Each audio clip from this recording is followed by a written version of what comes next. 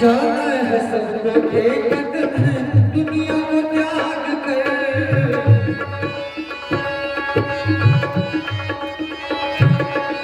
जाना है सबको एक दिन दुनिया को त्याग कर, जाना है सबको एक दिन दुनिया को त्याग कर, जाना है सबको एक दिन दुनिया को त्याग कर।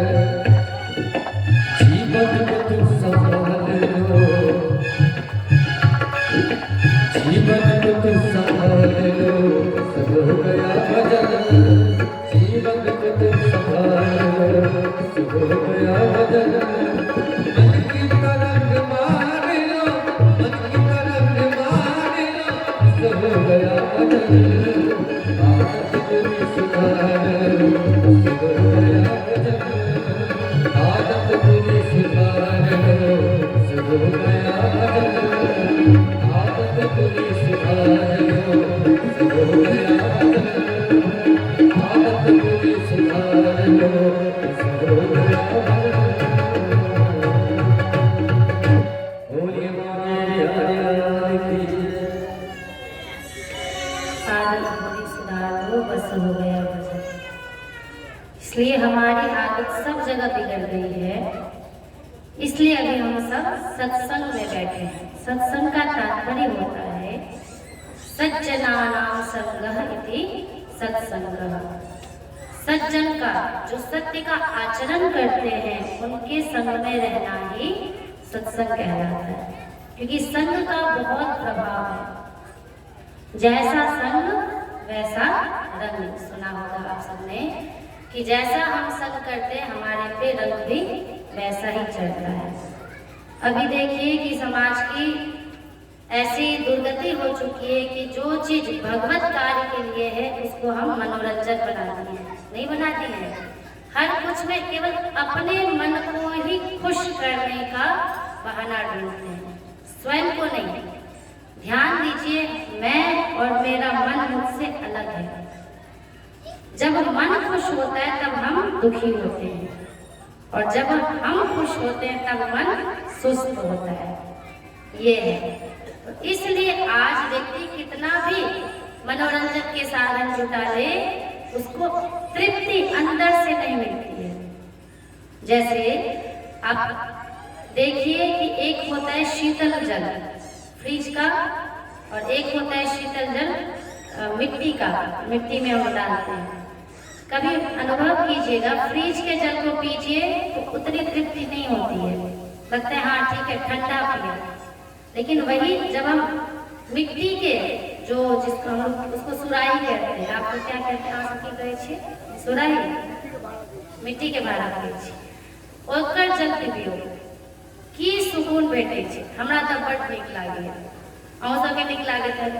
सहब हो गए छे समाज के अंदर।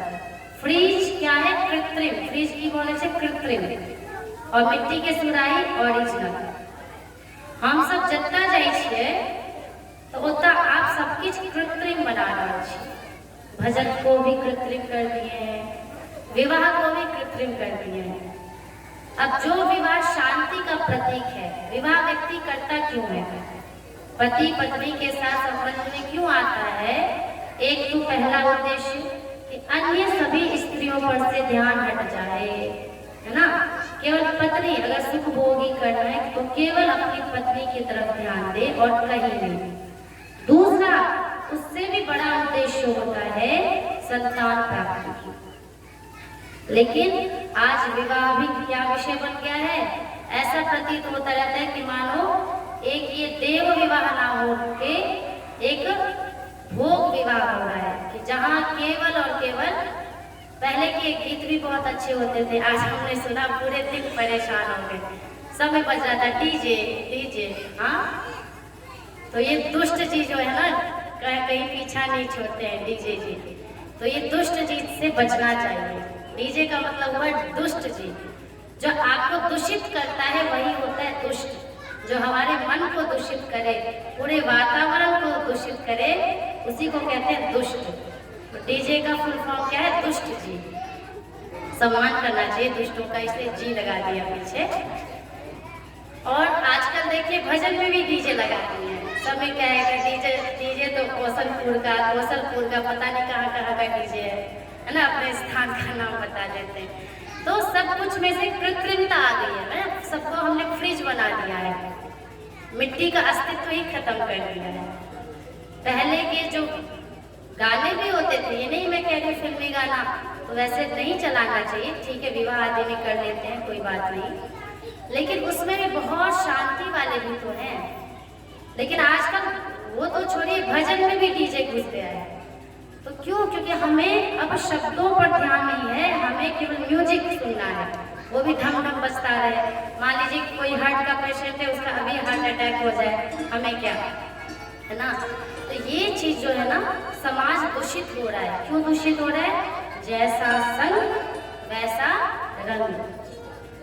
और जो बड़े बुजुर्ग है वो छूट देते जाते की करवे बाले बच्चा सबसे आई काल के बाल बच्चा सब। लेकिन अपना काल में सोचियो कि अपना काल में कितने शांतिपूर्ण विवाह हो नहीं हो चलती, नहीं सुंदर मरवा बनाल जाए छे, बर कन्या आवे छलखिन, बड़ सुंदर मैथिली भजन सब गायल जाए छलखिन। अपन राम जी सिया जी के विवाह याद करिए, अपन सिया राम जी के विवाह कितने पवित्रता से बनखिन, सब देवी देवता सब अलखिन पुष्प वर्षा करेगा।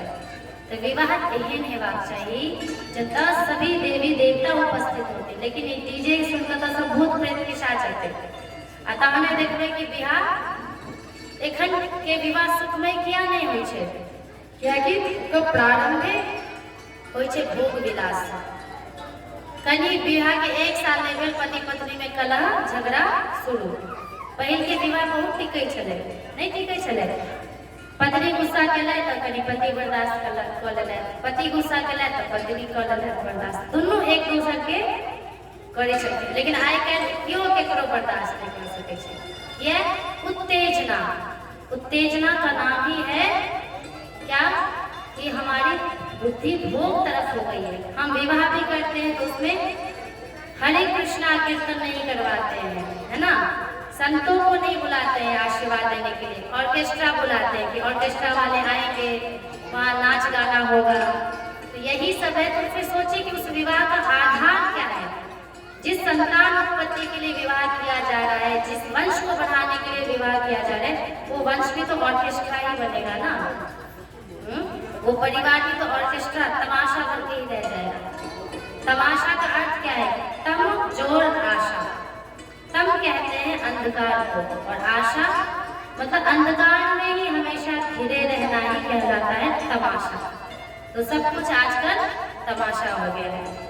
यहाँ तक कि व्यक्ति कथाओं को भी तमाशा बना दिया है। मुझसे बोला जाता है बहुत बार कि कहीं यहाँ धूम धड़ाका वाला भजन कभी कनी ये कथा के मतलब होइ छै, सत्संग के अर्थ होइ छै कि जैसा मन के शांति प्राप्त हुए, जैसा हमारे मन के अंदर भगवान के प्रति भक्ति समाविष्ट हुए, वह भेलै सत्संग। लेकिन आइकाल्हि सत्संग में कथो व्यास रामायण नहीं चला छथिन, हाँ, और से फिल्मी गाना पर, और घरों पर बाजि रहल छै फिल्मी धुन।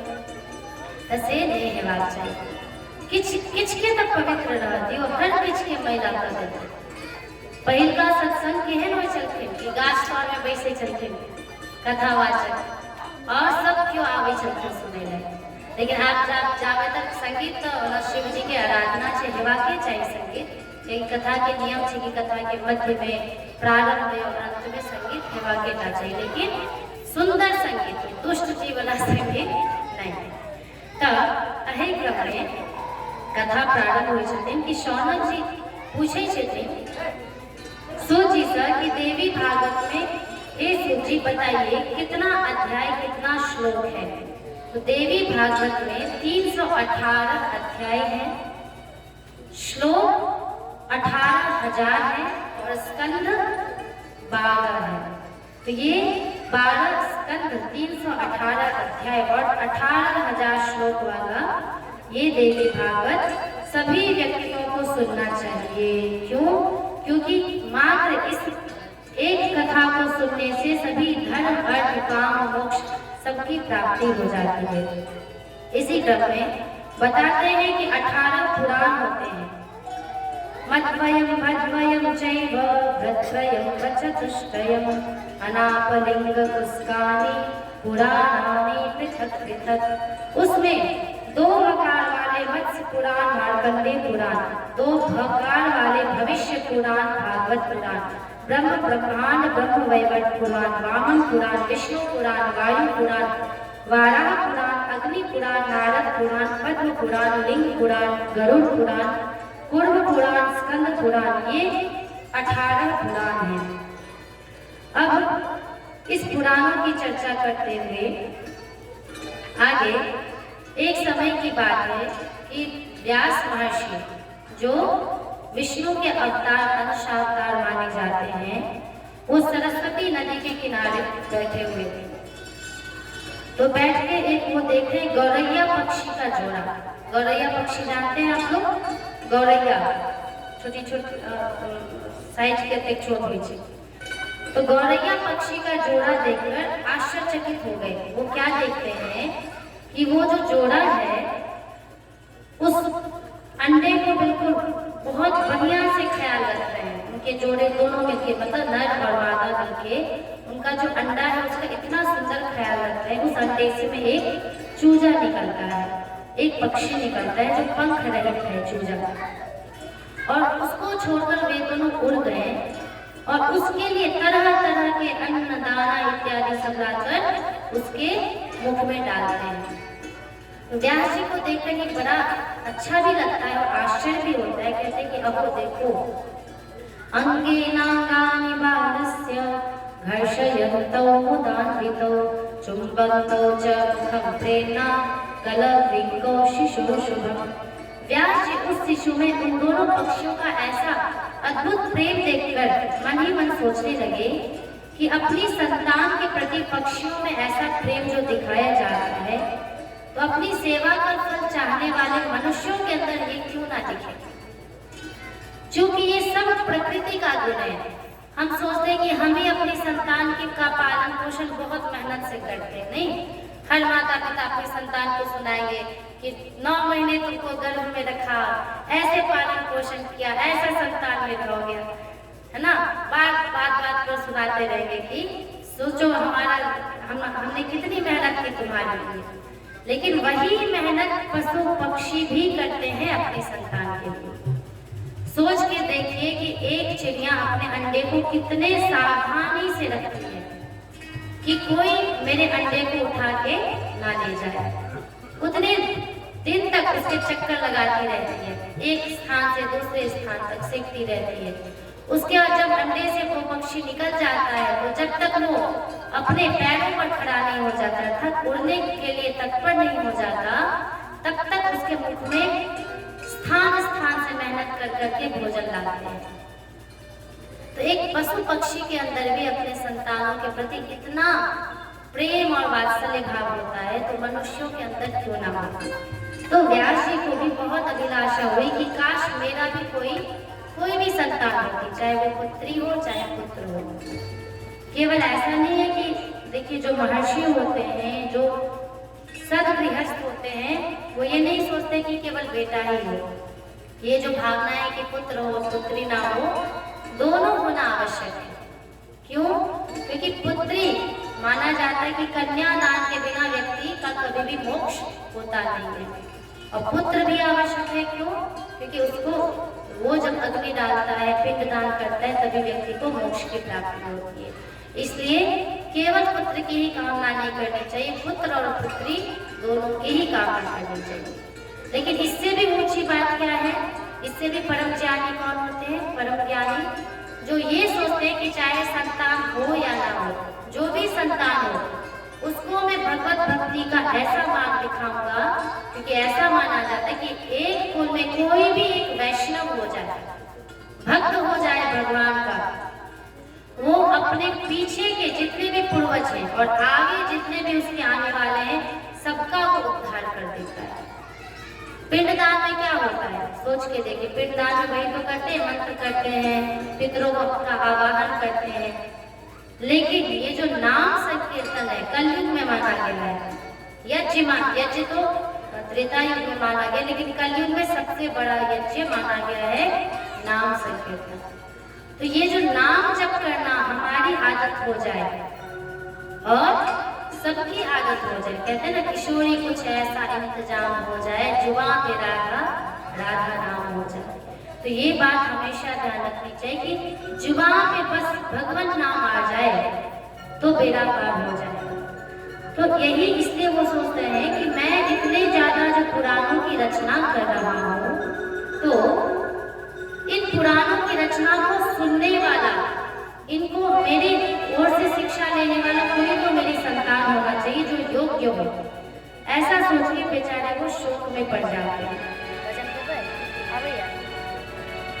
तो व्यास महर्षि ऐसा सोचते हैं, चिंतित होते हैं, तभी नारद जी वहां पर उनके सामने उपस्थित होते हैं। उनको चिंता में देखकर वो पूछते हैं कि हे वेदव्यास जी, क्या चिंता है आपको? तो कहते हैं कि हे मुनि, मैं बस इसी चिंता में हूँ कि मेरे अंदर जो भी ज्ञान है, जो भी भक्ति है, मैं अपनी संतान को देना चाहता हूँ, ऐसा कि वो संतान भगवत भक्त हो, भगवान का अनुरागी हो।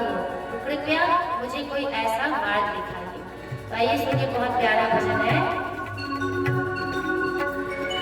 सबकी अपनी अपनी आदत होती है और हमारी क्या आदत है?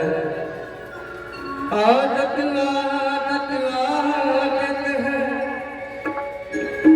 जिसको परी जिसकी आदत है। अरे हमको श्री जी ने की है कृपा, राधे कहने की आदत है। राधे राधे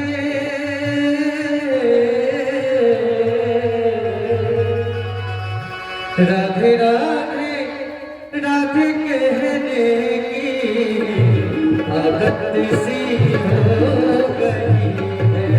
राधे राधे श्री राधे कहने की आदत सी हो गई है। श्री जी के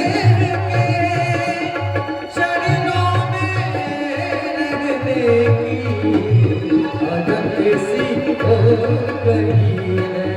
राधे राधे श्री राधे कहने की आदत सी हो गई है।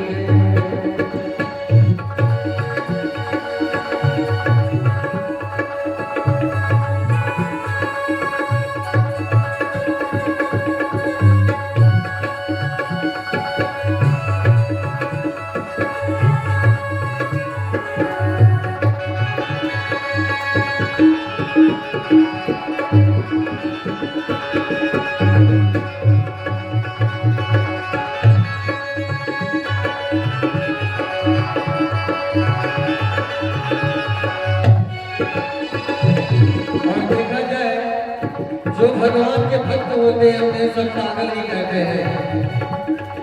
कोई पागल या दीवाना मस्ताना नहीं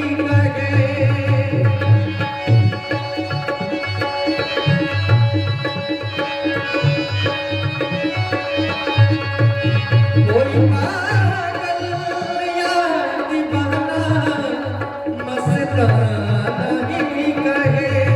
कोई पागल या दीवाना मस्ताना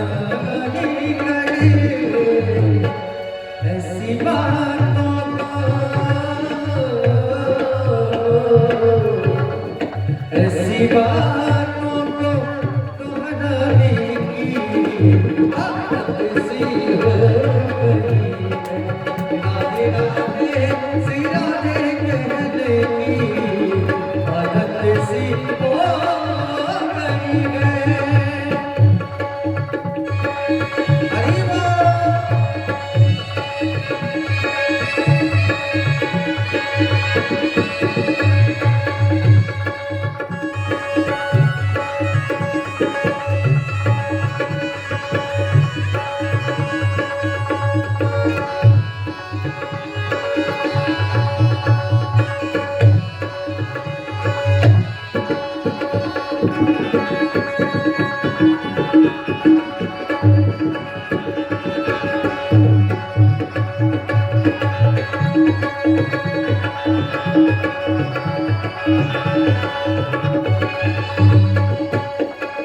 अब चाहे डुबाना या बहलाना, कोई गम भी तो नहीं।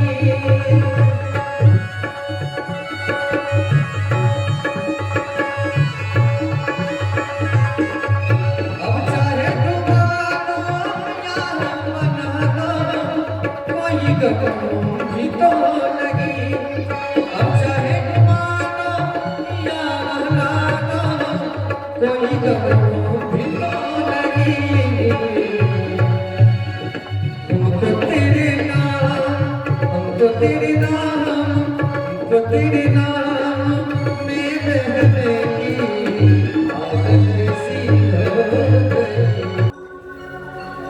बोलिए राधा रानी की जय। इस प्रकार व्यास जी महर्षि चिंतित थे, तो नारद जी ने उनसे प्रश्न किया कि हे व्यास जी, बताइए आप क्यों चिंतित हैं? अपुत्रस्य गतिर्नास्ति न सुखं मानसे यतः तदर्थं दुःखितश्चाहं चिंतयामि पुनः पुनः। व्यास जी कहते हैं कि हे नारद मुनि, संतानहीन व्यक्ति की सद्गति नहीं होती और कभी भी उसके मन में सुखानुभूति नहीं होती। इसी बात को लेकर मैं अत्यंत दुखित हूँ और बार बार यही सोचता रहता हूँ कि मेरे पास जो ये विद्या रूपी धन है, क्योंकि हर व्यक्ति के पास अलग अलग प्रकार का धन होता है। राजा के पास धन होता है, जो महर्षि होते हैं उनके पास विद्या रूपी धन होता है। तो यहाँ कह रहे हैं कि मैं इसे किसे दूंगा, कौन मेरा उत्तराधिकारी बनेगा, इसको लेकर मैं चिंतित रहता हूँ। मैं किसकी उपासना करूँ जिससे कि मुझे संतान प्राप्ति हो। कभी न कभी आप सब में से किसी ने ये अनुभव किया ही होगा कि बिना संतान का जीवन कैसा होता है ना। और इसलिए सभी माता पिता हर प्रकार का मन्नत रखते हैं, कभी उस बाबा से, कभी इधर कभी उधर, है ना, तरह तरह के कबूला करे छी अपना सब। तब एकर पीछा एकेटा मूल संदेश है कि पुत्र प्राप्ति हो, चाहे किसी भी कामना की पूर्ति हो, कहीं भटकना नहीं है। एकमात्र शरण चले जाना है माता आदि शक्ति के, पराशक्ति के। क्यों? क्योंकि वही भगवती, हे व्यास जी, सभी कामनाओं को प्रदान करने वाली है। वो व्यक्ति को कामना भी देती है, कामनाओं का फल भी देती है। और कामना से येन रूपम रसम गंधम स्पर्शान शब्दाश्च मैथुनान एतेनैव विजानाति किमत्र परिशिष्यते। जो भगवती मनुष्य को ज्ञान देती हैं, शब्द स्पर्श रूप रस गंध अर्थात सभी भोगों को प्राप्त करने का, वही भगवती ये भी ज्ञान देती है कि हे मनुष्य, यहाँ कुछ बचने वाला नहीं है, कुछ ठहरने वाला नहीं है। तो दोनों भोग और मोक्ष प्रदायिनी वही माँ भगवती है। इसलिए हे व्यास जी, आप उन्हीं की उपासना करें। कहते हैं कि इस विषय में मैं आपको एक कथा सुनाता हूँ। ब्रह्मा जी जब विष्णु जी के पास गए तो विष्णु जी को देखते वो आश्चर्य में पड़ जाते हैं कि विष्णु जी किसका ध्यान कर रहे हैं। तो भगवान से पूछते हैं कि हे ईश, सूर्यो भ्रमति चाकाशे वायुर्गाते शुभाशुभ अग्निस्तपति पर्जन्यो वर्षति शतवदाज्ञया। हे ईश, आपकी ही आज्ञा से सूर्य आकाश में भ्रमण करता है, शुभ और अशुभ हवाएं चलती है, अग्नि ताप धारण करती है और मेघ वृष्टि करता है। अर्थात ये संपूर्ण संसार के नियंता एकमात्र भगवान विष्णु आप ही हैं। फिर आप किसकी आराधना करते हैं? क्योंकि मैं तो मानता हूँ कि आपसे श्रेष्ठ तो कोई है ही नहीं। तो व्यक्ति अपने से श्रेष्ठ की ही तो आराधना करते हैं, आप किसकी आराधना कर रहे हैं? तो भगवान कहते हैं जगत संजनने शक्ति त्वयि तिष्ठति राजसी सात्विकी मयि रुद्रे च तामसी परिकीर्तिता।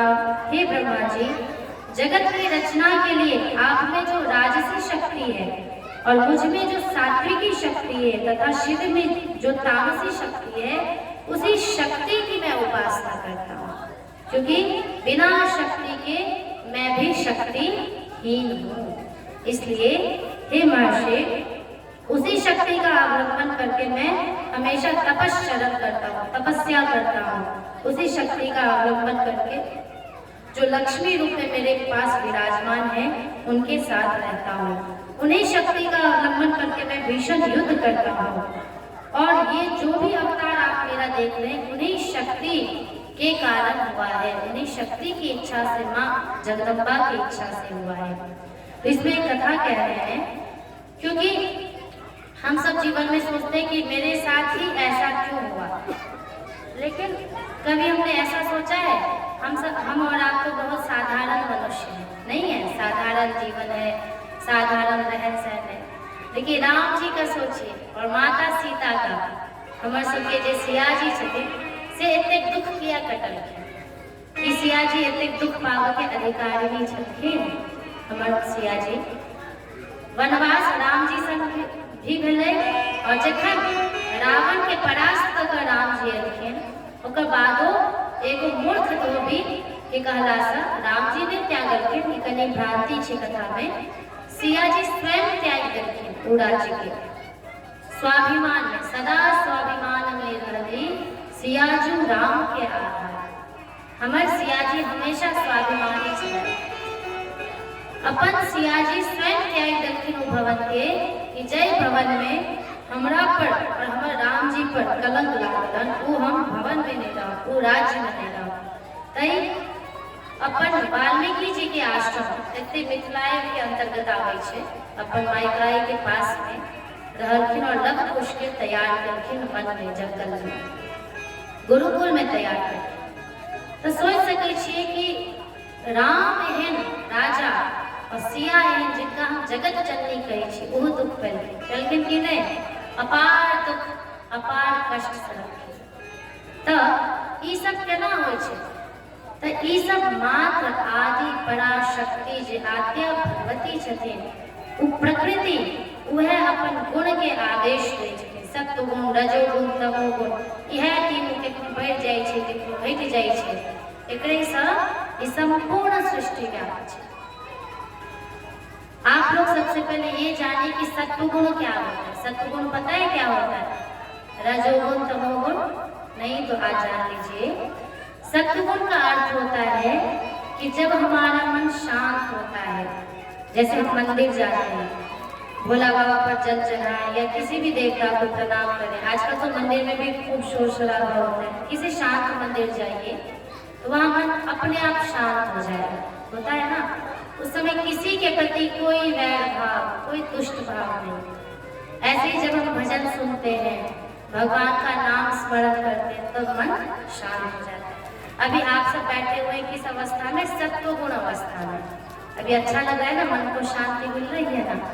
तो मन को जब हमें हमारी शांति मिलती है, मन जब स्वच्छ होता है, निर्मल होता है, कभी किसी की निंदा नहीं करना चाहता, तो वो स्थिति है सत्वगुण की। रजोगुण किसे कहते हैं? 3 गुण है, याद रखिएगा। जैसे कल मैंने बताया था 4 वेद हैं। कौन कौन से हैं? याद है? 4 वेद हैं। कौन कौन से? कहियो। ऋग्वेद, यजुर्वेद, क्रमशः ऋग्वेद, यजुर्वेद, सामवेद, अथर्ववेद। वेद कितने हैं? 4 हैं। उसी प्रकार गुण कितने हैं? जो ये जो गुण है प्रकृति माँ की, जो आदि शक्ति की शक्ति है, जो ये 3 गुण, वो कितने हैं? 3। सत्वगुण, रजोगुण, तमोगुण।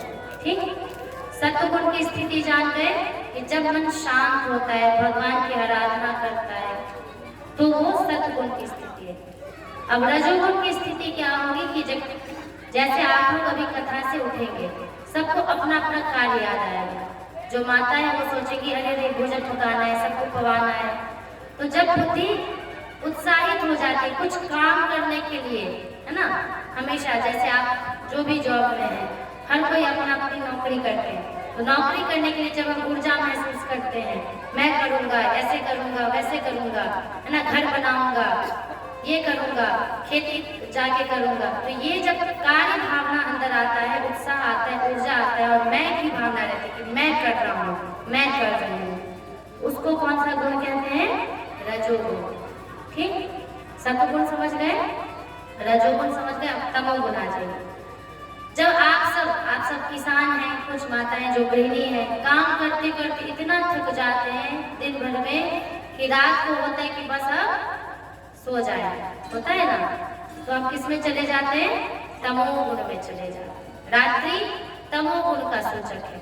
रात्रि में कोई भी व्यक्ति कार्य करते हैं, हर व्यक्ति सो जाता है। क्यों? क्योंकि तमोगुण मन पर हावी हो जाता है। तो तमोगुण में स्थिति होती है निद्रा की, आलस्य का अनुभव करते हैं। जैसे सुबह उठिए उस समय भी तमोगुण होता है, लाठी मार मार के उठाते हैं लोग तो भी उठते रहते हैं। कुछ ऐसे भी लोग होते हैं, नहीं ये है उठना जेवाक से खेत पर चले छी ना, तो ये जो अवस्था है से तमोगुण के, आलस्य का, निद्रा का हमेशा रहना। तो सबसे अच्छा गुण माना गया सत्वगुण। क्यों? क्योंकि सत्वगुण में हमें भगवान का ध्यान होता है। जप करने की, जैसे भी पंडित जी जप कर रहे हैं तो जप करने की स्थिति आती है, जप करने का मन होता है, भगवान का नाम लेने का मन होता है, पूजा करने का मन होता है, दान करने का मन होता है ना, किसी गरीब को भोजन करवाने का, पशु पक्षियों को दया भाव आता है हमारे अंदर। तो सत्वगुण सबसे अच्छी स्थिति मानी गई है। रजोगुण उससे कम, क्योंकि रजोगुण में अहंकार आ जाता है। अहंकार मतलब घमंड, मैं करता हूँ, मैं करती हूँ। तो घमंड जैसे ही आया तो वो भी नाश हो जाता है घमंड। उसके बाद तमोगुण तो उससे भी बेकार है। अब पता ही नहीं है कि क्या करना है। जैसे कोई व्यक्ति आलस्य में रहे, उसको आप कुछ भी बोले, उसको निद्रा में रहे, पता चलता है? नहीं चलता है। तो जो व्यक्ति हमेशा सोता ही रहेगा वो तो सोता ही रहेगा, वो तो एक लाश की तरह, शव की तरह। तो तमोगुण सबसे बेकार। लेकिन तीनों गुण अपने अपनी जगह आवश्यक है।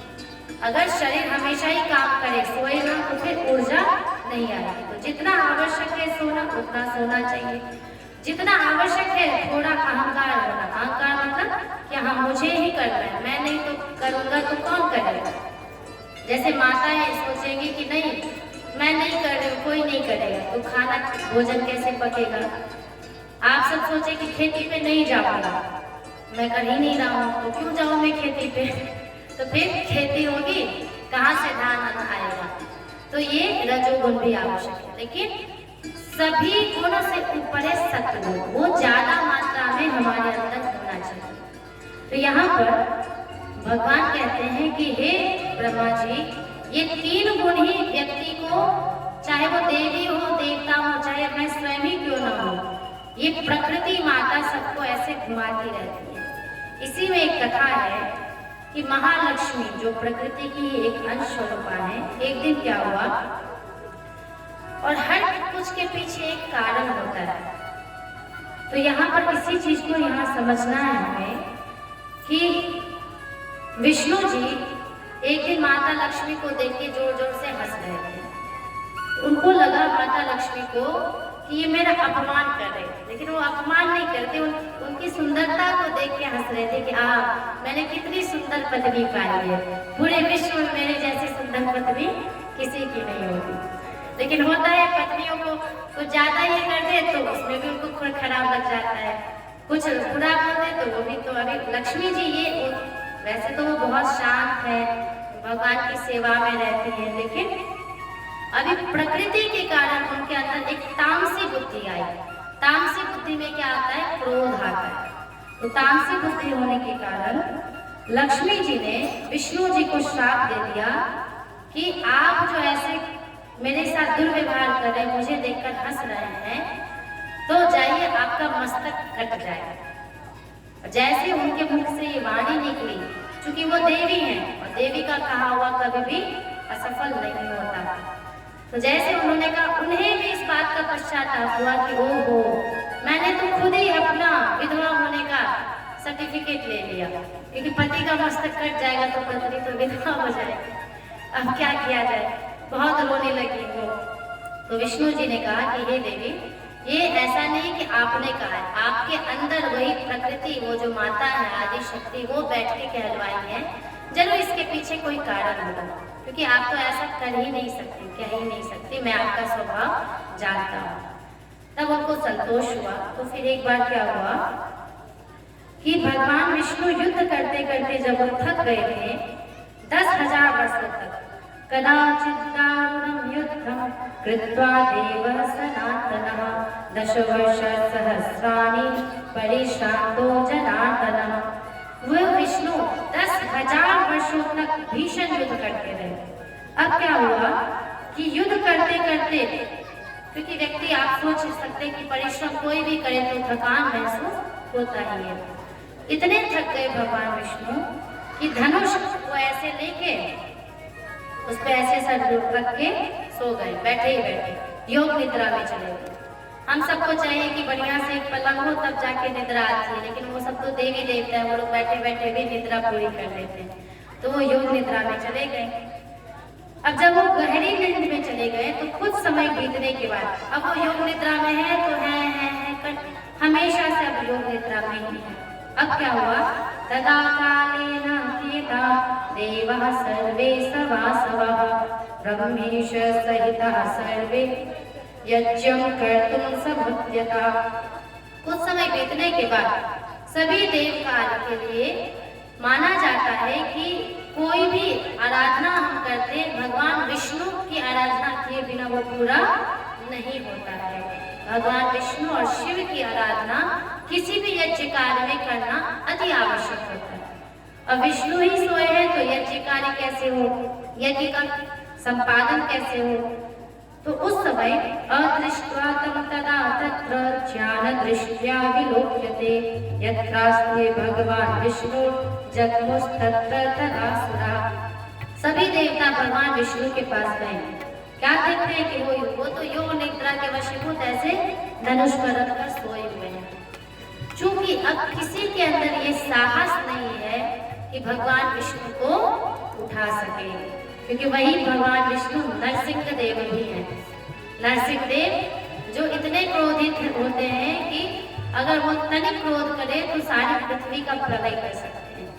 इसलिए किसी के अंदर ये साहस नहीं हुआ कि भगवान विष्णु को उठाए कि हे देव उठिए, यज्ञ में आपका होना आवश्यक है।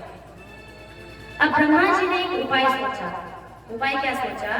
उन्होंने एक दीमक को कहा, भक्षिते ग्रे तदा निम्नम गमिष्यते शरासनम तदा निद्रा विमुक्तोऽसौ देवदेवो भविष्यति। ब्रह्मा जी ने एक उपाय बताया देवताओं का कि हे देवता, इस दीमक को, दीमक जानते हैं कीट विशेष होता है, कीड़ा। दीमक जानते हो ना आप लोग? दीवार, हाँ, जैसा दीवार लग जाए, कॉपी किताब खा जाए दीमक, हाँ, ओकरे दीमक कर जाए। तो उस दीमक के द्वारा धनुष का अग्रभाग, क्योंकि धनुष है, मान लीजिए उसके आगे भाग को ऐसे होगा तो क्या होगा, धनुष हिलेगा। हिलने से किसी की भी निद्रा टूट जाती है। तो दीमक अगर खा ले उस धनुष के आगे भाग को तो पता भी नहीं चलेगा भगवान विष्णु को कि मेरी निद्रा भंग किसने की। उनकी निद्रा भी टूट जाएगी और यज्ञ कार्य भी संपन्न हो जाएगा। ये सोचकर दीमक को कहा गया। तब दीमक ने ब्रह्मा जी से कहा, निद्रा भंगः कथा छेदो दंपत्यो प्रीति भेदनम शिशु मातृ विभेदश्च ब्रह्म हत्या समस्मृतम। हे ब्रह्मा जी, आप जो मुझे ये आदेश दे रहे हैं, आपको पता है ये ब्रह्म हत्या के समान माना जाता है। ध्यान दीजिए, क्या क्या सब ब्रह्म हत्या मतलब पाप से भी ज्यादा बढ़कर पाप, ब्रह्म हत्या मतलब भगवान की हत्या। तो कहते हैं, दीमक कहता है ब्रह्मा जी से कि नींद में बाधा डालना ये ब्रह्म हत्या के समान माना जाता है। कथा में विघ्न पैदा करना, कोई व्यक्ति कथा कह रहे हो बीच में आके विघ्न पैदा करते हैं, वो भी ब्रह्म हत्या के समान पाप लगता है उस व्यक्ति को। तीसरा, पति पत्नी के बीच में भेद पैदा करना।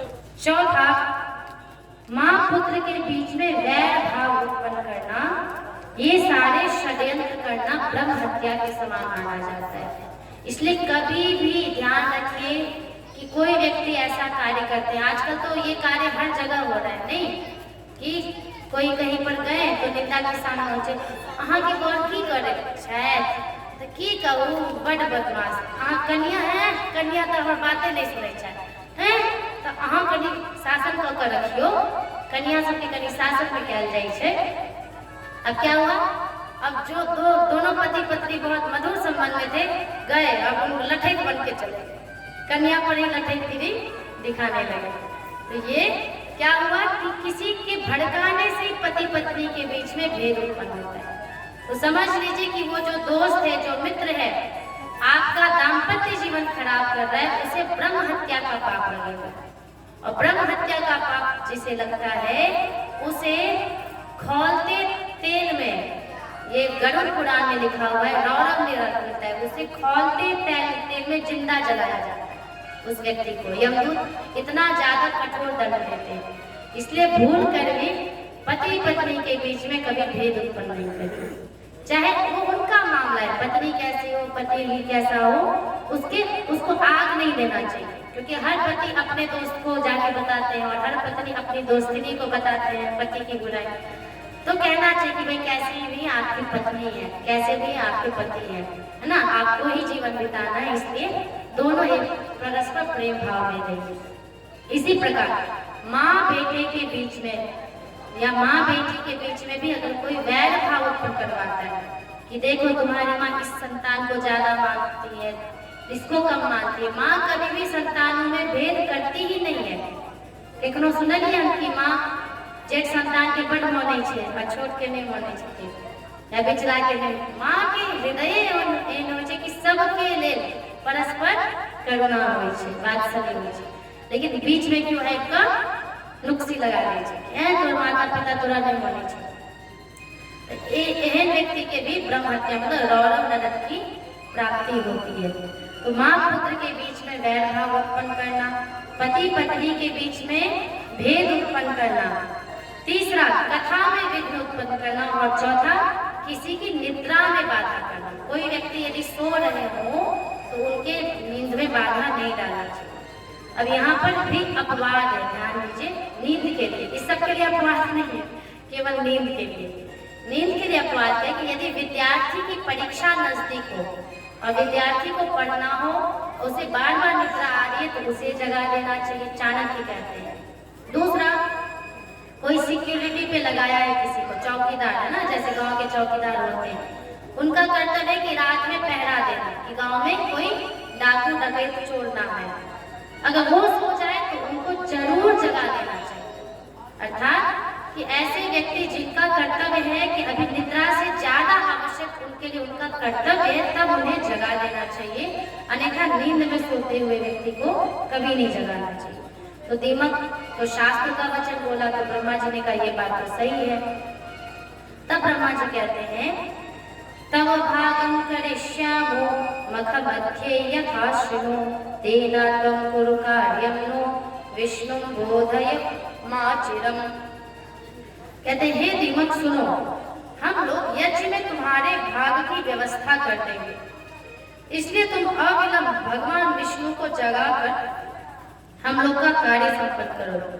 तो आप लोग देखते होंगे, अभी कथा के अंतिम दिन होगा ना पंडित जी, यज्ञ करेंगे ना हम लोग, तो उस यज्ञ में आप देखते होंगे कि यज्ञ तो करते ही हैं, लेकिन आसपास यज्ञ सामग्री अपने आप गिर जाता है। उस यज्ञ सामग्री का भाग दीमक का माना गया है, इसलिए कहा जाता है कि यज्ञ सामग्री में जो भी सामग्री है उसका पान उसको प्रसाद रूप में नहीं पाना चाहिए, जो जहाँ है उनको वहीं पे समर्पित कर देना चाहिए, क्योंकि हर भाग देवी देवता से लेकर सोचिए यहाँ दीमक तक को यज्ञ का भाग दिया गया है। तो यहाँ पर दीमक ये जैसे ही सुना तो खुश हो गया और उसने वही कार्य किया। अब चूंकि देवताओं का उद्देश्य था भगवान को जगाना, लेकिन जैसे ही दीमक ने धनुष के अग्रभाग को खा लिया, तब क्या हुआ, प्रत्यञ्चायां विमुक्तायां मुक्ता कोटिस्तथोत्तरा शक्तः समभवद्घोरस्तेन त्रस्तासुरास्तदा ब्रह्माण्डं क्षुभितं सर्वं वसुधाकम्पिता तदा समुद्राश्च समुद्विग्नास्त्रेषुश्च जलजन्तवः। प्रत्यंचा के खुल जाने पर भगवान जगे तो नहीं, लेकिन उस धनुष की डोरी इतनी तीक्ष्ण थी, धनुष में जो डोरी लगी होती है वो इतनी तीक्ष्ण थी कि भगवान का सर उस डोरी पे आया और वही उनका मस्तक कट गया। अब पूरे ब्रह्मांड में हाहाकार मच गया, मतलब विष्णु नहीं तो ब्रह्मांड नहीं, विष्णु से ही तो ये संपूर्ण जगत है, जगत की स्थिति करता पालन करता कौन है? विष्णु है। और देवताओं ने ऐसा स्वप्न में नहीं सोचा था कि विष्णु जगने की बजाय उनका मस्तक ही कट जाएगा। सभी ओर हाहाकार होने लगा, सभी देवी देवता जोर जोर से चिल्लाने लगे, रोने लगे कि अब क्या होगा, अब तो यज्ञ भी तो होने से रहा और हमारे विष्णु हमारी करता धरता पालन करता नहीं रहे। सभी कहे कि अब तो निश्चित प्रलय होना तय है और हम सबका विनाश होना तय है, क्योंकि विष्णु के ही अस्तित्व से सभी देवी देवताओं का अस्तित्व है।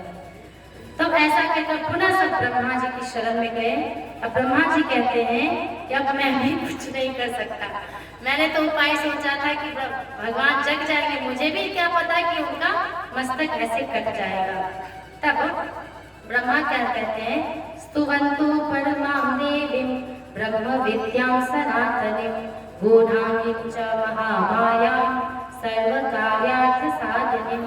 आप लोग समस्त कार्यों को सिद्ध करने वाली पराम्बा ब्रह्म विद्या सनातनी तथा निगूढ़ अंगों वाली महामाया का स्तवन कीजिए। अब तो वही आप सबका मार्गदर्शन करेंगी। अब आगे कहते हैं कि त्वं भूमि, अब सब भगवती की आराधना करते हैं। ओम त्वं भूमि सर्वभूतानां प्राणापानवतां तथा धीश्री कांति क्षमा शांति श्रद्धा मेधा धृति स्मृति त्वं उद्गीते अर्धमात्रासि गायत्री व्याहृतिस्तथा जया च विजया धात्री लज्जा कीर्ति स्पृहा दया। देवता कहते कि हे माता, हे महामाये, आप सभी प्राणियों को आश्रय देने वाली प्राण है, बुद्धि है, श्री है, कांति है, क्षमा है, ओंकार में अर्धमात्रा रूप में आप ही हैं। आप सबको पता होना चाहिए ओंकार 3 अक्षर से बना हुआ है, अ उ म। अ वाचक है विष्णु का, उ ब्रह्मा और म मकार शिव का। तो यहाँ पर जो ऊपर चंद्र बिंदु है वही चंद्र बिंदु माता आदि शक्ति का वाचक है, इसलिए कह रहे हैं कि अर्धमात्रा के रूप में आप ही विराजमान हैं, आप ही गायत्री हैं, आप ही भू भुव स्वः सभी आप ही हैं। अनेक प्रकार से जब स्तुति करते हैं देवतागण तो भगवती प्रकट होती हैं, प्रकट होकर वो कहती है कि हे देवताओं, अब इसमें आप लोग ये शंका मत कीजिए कि विष्णु का ये जो सर है क्यों कट गया, क्योंकि मैं कभी भी कोई ऐसा कार्य नहीं करती जिसके पीछे कोई कारण ना छिपा हो। बिना कारण के कोई कार्य होता ही नहीं है, हर कार्य के पीछे कुछ ना कुछ कारण होता है। इससे हमें भी प्रेरणा लेना चाहिए कि हमारे साथ में जीवन में अगर कुछ ऐसी अनहोनी घटित हो रही हो तो समझना चाहिए कि भगवती जगदम्बा की इच्छा है, जरूर इसके पीछे कुछ और शुभ छिपा होगा, बशर्ते हम कभी अशुभ आचरण ना करें। लेकिन हम लोग क्या करते हैं, हम लोग पाप आचरण करते हैं, अशुभ आचरण करते हैं, जो ना करने योग्य कार्य उसको करते हैं। इसके कारण हमारे जीवन में अनहोनी घटित होती है, दुख दारिद्रता ये सब आते हैं जीवन में। लेकिन भगवान जब हमारा जीवन अत्यंत पवित्र हो, आप देखते होंगे कि जो गंदे लोग होते हैं, दुष्ट प्रकृति के लोग होते हैं, वो दिन दोगुना रात चौगुना कर रहे हैं, नहीं कर रहे हैं।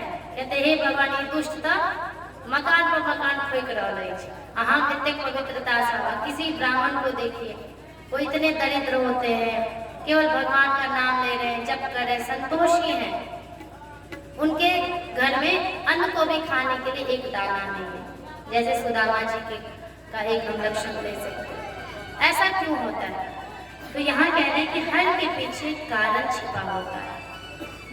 इसलिए अगर कोई व्यक्ति हमें दिखाई दे रहा है, दुष्ट व्यक्ति भी, चरित्रहीन व्यक्ति भी कि बहुत आगे वो बढ़ रहा है, तो हो ना हो उसके पुण्य कर्मों का प्रताप ही उसे आगे बढ़ा रहा है। इसको ऐसे जानिए, आप सब पैसा कमाते हैं, सबका बैंक अकाउंट है कि नहीं है? बैंक अकाउंट तो होगा, माता जी लोग का है कि नहीं बैंक अकाउंट? नहीं खोलवे दिए हैं क्या सबके?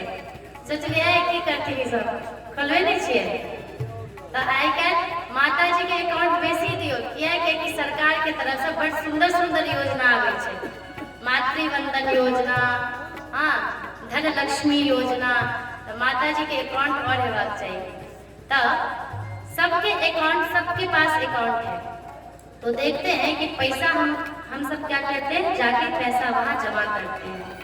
तो जब जमा करते हैं तो बड़ा अच्छा लगता है, लेकिन जब वही पैसा दिखता तो बहुत ज्यादा है, लेकिन जब खर्च होने लगता है तो धीरे धीरे धीरे धीरे धीरे धीरे सब खाली हो जाता है। इसी प्रकार पुण्य क्या है? मनुष्य का कार्मिक अकाउंट है। मतलब हम जो भी पुण्य कार्य करते हैं, चाहे वो हम भगवान का नाम लें, चाहे सत्संग में बैठ के सत्संग सुने, चाहे गंगा स्नान करें, पशु पक्षियों को, जो कल मैंने आपको बताया है ना, भोजन करें, शाकाहार करें, हम पशु पक्षियों का भोजन हम प्रदान करें, शाकाहार में रहे, संयम में, ये सब पुण्य कर्म पुण्य के अकाउंट में आता है। सबसे बड़ा पुण्य होता है सेवा करने से। मंदिर हम सब जाते हैं तो भगवान को केवल फूल अक्षत ना चढ़ाए, मंदिर में देखे कि कहीं भी गंदगी है तो वहाँ झाड़ू लगाना शुरू कर दें। मुझे इस सिख धर्म का ये बात बहुत अच्छी लगती है। आप लोग गुरुद्वारा जाइए, कभी गए होंगे, जाना चाहिए, हर धर्म के विषय को जानना चाहिए। तो गुरुद्वारा में क्या होता है कि कितने भी बड़े आप लोग क्यों ना हो, चाहे वीआईपी हो, राष्ट्रपति, प्रधानमंत्री क्यों ना हो, वहाँ कहा जाता है कि अपना भोजन, जैसे बर्तन होता है, तो सभी बर्तनों का सेवा दिया जाता है। जूठे बर्तनों को धोना, झाड़ू लगाना, लोगों को भोजन परोसना, सेवा से बढ़कर तो कोई पुण्य है ही नहीं। जो एक बार भगवती पुष्प चढ़ाएंगे, अक्षत चढ़ाएंगे, नाना प्रकार की कर्मकांड करेंगे, उससे जो भगवती प्रसन्न नहीं होती है माता, उससे ज्यादा सेवा से प्रसन्न होती है। जो व्यक्ति सेवा में तत्पर हो गया, सबकी सेवा में हमेशा सेवा भावना, सेवा भावना क्या है? विवेक। विवेक ही सेवा भावना जगाता है। वो क्या जगाता है कि किसी को अगर हम देख रहे हैं कि उनको दिक्कत हो रही है तो उनको जाके तुरंत ये करे, स्वयं आगे बढ़ चढ़ के। जैसे भंडारा करवाया जाता है, क्यों करवाया जाता है? इसी कारण से कि भंडारा में स्वयं व्यक्ति सबों को भोजन पवाते हैं, तो इससे पुण्य का अकाउंट बहुत ज्यादा बढ़ जाता है। तो पैसे कमाने के अनेक तरीके हैं ना, तो एक तरीका मैंने आपको बता दिया, सबसे बड़ा तरीका वो है सेवा। जहां देखिए अवसर हाथ लगे सेवा कीजिए। तो यहाँ पर कह रही है कि व्यक्ति को दुख अगर जीवन में आता है या सुख, तो उसके कर्मों का फल है, ये मनुष्य के लिए। लेकिन देवी देवताओं के साथ जो घटित होता है उसके पीछे कुछ विधान छिपा रहता है। तो माता कहती है कि इसके पीछे लक्ष्मी जी का श्राप देना, विष्णु जी का मस्तक कटना और अभी उनका मस्तक खाली हो जाना, इस सब के पीछे एक कारण है ये देवताओं। वो कहती हैं कि एक दानव था हयग्रीव, उसने 10,000 वर्षों तक मेरी तपस्या की। हय कहते हैं घोड़े को, हय इसका वाचक है अश्व का, और ग्रीव कहते हैं गर्दन। तो घोड़े जैसा गर्दन है जिसका, उसे कहते हैं हयग्रीव। घोड़ा देखे आप, जैसे आप लोग नरसिंह भगवान का स्वरूप देखे होंगे, उनका ये यहाँ से शरीर तो मानव का है और ऊपर यहाँ क्या है? सिंह का है।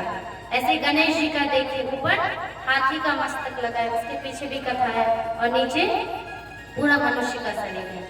तो वैसे यहाँ पर हयग्रीव जो दानव था वो भगवती की तपस्या किया, और तपस्या करके भगवती कहती है किम ते भीष्टं वरं ब्रूहि वांछितं यत् ददामि तत् परितुष्टास्मि भक्त्या मे तपसः चाद्भुतेन च। कि हे दानव, मांगो क्या तुम्हारा अभिष्ट वर है। सोचिए जो राक्षस प्रवृत्ति के भी हैं, उनको भी तपस्या करके ही वर प्रदान होता है।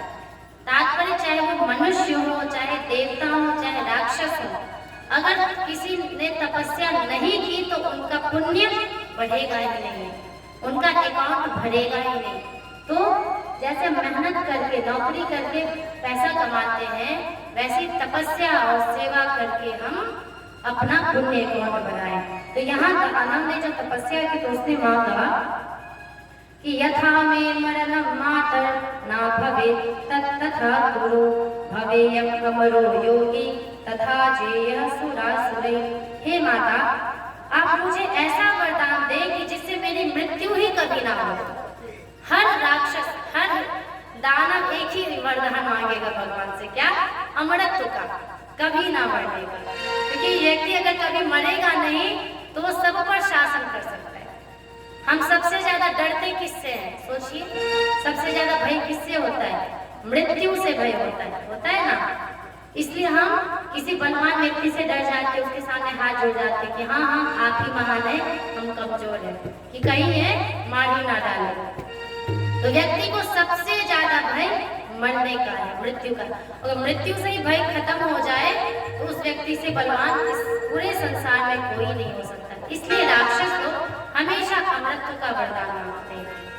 तो अभी हयग्रीव ने कहा, माता ने कहा कि देखो, जन्म लेने वाले की मृत्यु निश्चित है, जिसने पृथ्वी पर जन्म लिया उसकी मृत्यु निश्चित है, इसलिए तुम कोई और वरदान मांगो। तब हयग्रीव कहता है, हयग्रीवाच मे मृत्यु नान्यस्मात् जगदम्बिके इति मे वाञ्छितं कामं पूरयस्व मनोगतम्। हे जगदम्बे, मेरी मृत्यु हयग्रीव से ही हो, किसी अन्य से नहीं। इसी मनोवांछित कामना को आप पूर्ण करें। क्या मांग लिया? कि जैसा मेरा सर घोड़े का है, घोड़ा तो जानते ना आप लोग, अश्व, वैसा ही सिर वाला कोई व्यक्ति मुझे मारे तो ही मेरी मृत्यु हो, अन्यथा मेरी कभी मृत्यु ना हो। तो आप सोच सकते कि घोड़े का सर मतलब ऊपर सर घोड़े का होना चाहिए, आधा पूरा मनुष्य का होना चाहिए। तो ऐसा तो किसी का पूरे ब्रह्मांड में नहीं हो सकता। उसने बड़ी चतुराई से ये वर मांगा, लेकिन कहा जाता है कि देव के आगे किसी की चतुराई नहीं चलती। तो यहाँ देखिए, लक्ष्मी जी का श्राप देना, पुनः विष्णु जी का मस्तक कटना। अब माता देवी कहती है जगदम्बिका कि कुरु कार्य सुराणां वै विष्णु शेषाभियोजनम् दानव प्रवरं दैत्यं हयग्रीवो हनिष्यति। हे देवताओं, आप विष्णु के धड़ पर घोड़े का सिर जोड़कर देवताओं का कार्य कीजिए। वे भगवान हयग्रीव ही दानव श्रेष्ठ दैत्य का वध करेंगे। क्योंकि दैत्य बुद्धि क्या होती है कि हमेशा दूसरों को सताने वाली। अब वो इतना आकाकाई हो गया, इतना आकाकाई कि जो मनमाना आचरण होता था वो करने लगा। यहाँ तक कि स्वर्ग पर भी उसने शासन करने की सोचने लगा। तो माता का ऐसा आदेश पाकर विश्वकर्मा जी ने शीघ्रता पूर्वक एक घोड़े का मस्तक काटकर भगवान विष्णु के सर पर मस्तक को रख दिया। ध्यान दीजिए, जैसे मैंने आपको कहा था कि रक्त बीज के वध के कारण माता को रक्त पीना पड़ा, उसके पीछे कारण क्या था कि एक रक्त हजार रक्त बीज, इसलिए वो रक्त पान कर गई जिससे रक्त बीज हजार न उत्पन्न हो। उसी प्रकार यहाँ पर अश्व को काटा गया एक कारण से, ना कि भोग, ना कि स्वाद पूर्ति की इच्छा से। लेकिन अब इसकी भी बहुत गलत परंपरा चल आई थी अश्वमेध की। वहां क्या होता था कि अश्व को बिना मतलब के निर्दोष जीवों को काटा जाता था। तो कहा जाता है कि जो भी गलती हो उसको हम जो है हम सुधारें। परंपरा में आवश्यक नहीं होता है कि जो हमारे पूर्वजों ने किया वो सब सही ही किया। कुछ गलत भी आचरण थे, जैसे कि मान लीजिए कि सती प्रथा आप लोगों ने सुना होगा कि पति की मृत्यु के साथ पत्नी को भी जिंदा जला दिया जाता है। ये कहाँ का न्याय है भाई उसको जीवित रहने का मन है तो रहने दो। कितनी बड़ी कठोरता थी समाज में। तो धीरे धीरे हमने परिवर्तन किया और आज देख रहे हैं कि स्त्री और पुरुष दोनों मिलकर समाज को आगे बढ़ा रहे हैं। स्त्री शिक्षा आगे बढ़ रही है। इस प्रकार यहाँ हयग्रीव का मस्तक जैसे ही लगा तो भगवान ने हयग्रीव के साथ युद्ध करके उस हयग्रीव दानव को वहीं पर मार गिराया। तो बोलिए हयग्रीव भगवान की जय, जगदम्बा मात की जय। और चूंकि ये सब प्रेरणा माता जगदम्बा से हुआ है, उनका एक भजन गा दीजिएगा। तो आइए माता भगवती का एक सुंदर सा भजन सुने। और अभी आगे बहुत सी कथाएं बाकी है, लेकिन आप लोग को बीच में संगीत चाहिए, इसलिए मेरी आदत है कि मैं जब कहने लगती हूँ तो संगीत की आवश्यकता मुझे महसूस ही नहीं होती। आपको महसूस होती होगी, इसलिए जरूर सुनो। शीघ्र पद एक काल राचित, शीघ्र एक काल राचित, ताई ऊपर भगवती, ताई ऊपर भगवती। शीघ्र पद एक काल राचित, शीघ्र पद एक काल राचित, ताई ऊपर भगवती, ताई ऊपर भगवती, ताई ऊपर भगवती, ताई ऊपर, ताई ऊपर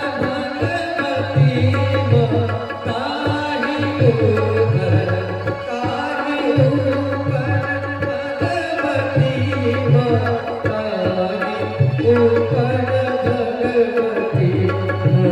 शीघ्र पद एक काल राचित, ताई ऊपर भगवती, ताई ऊपर भगवती।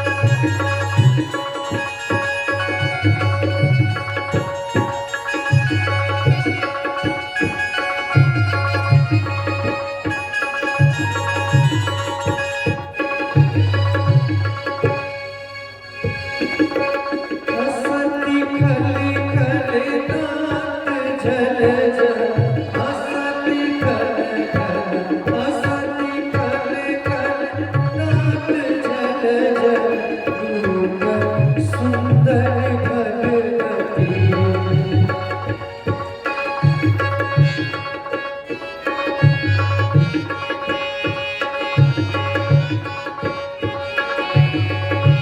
हसती खल खल दात झल झल, रूप सुंदर भगवती।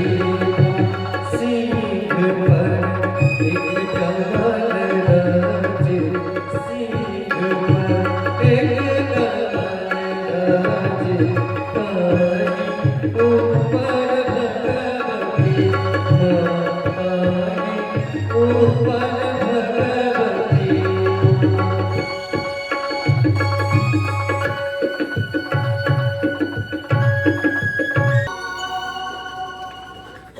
इस प्रकार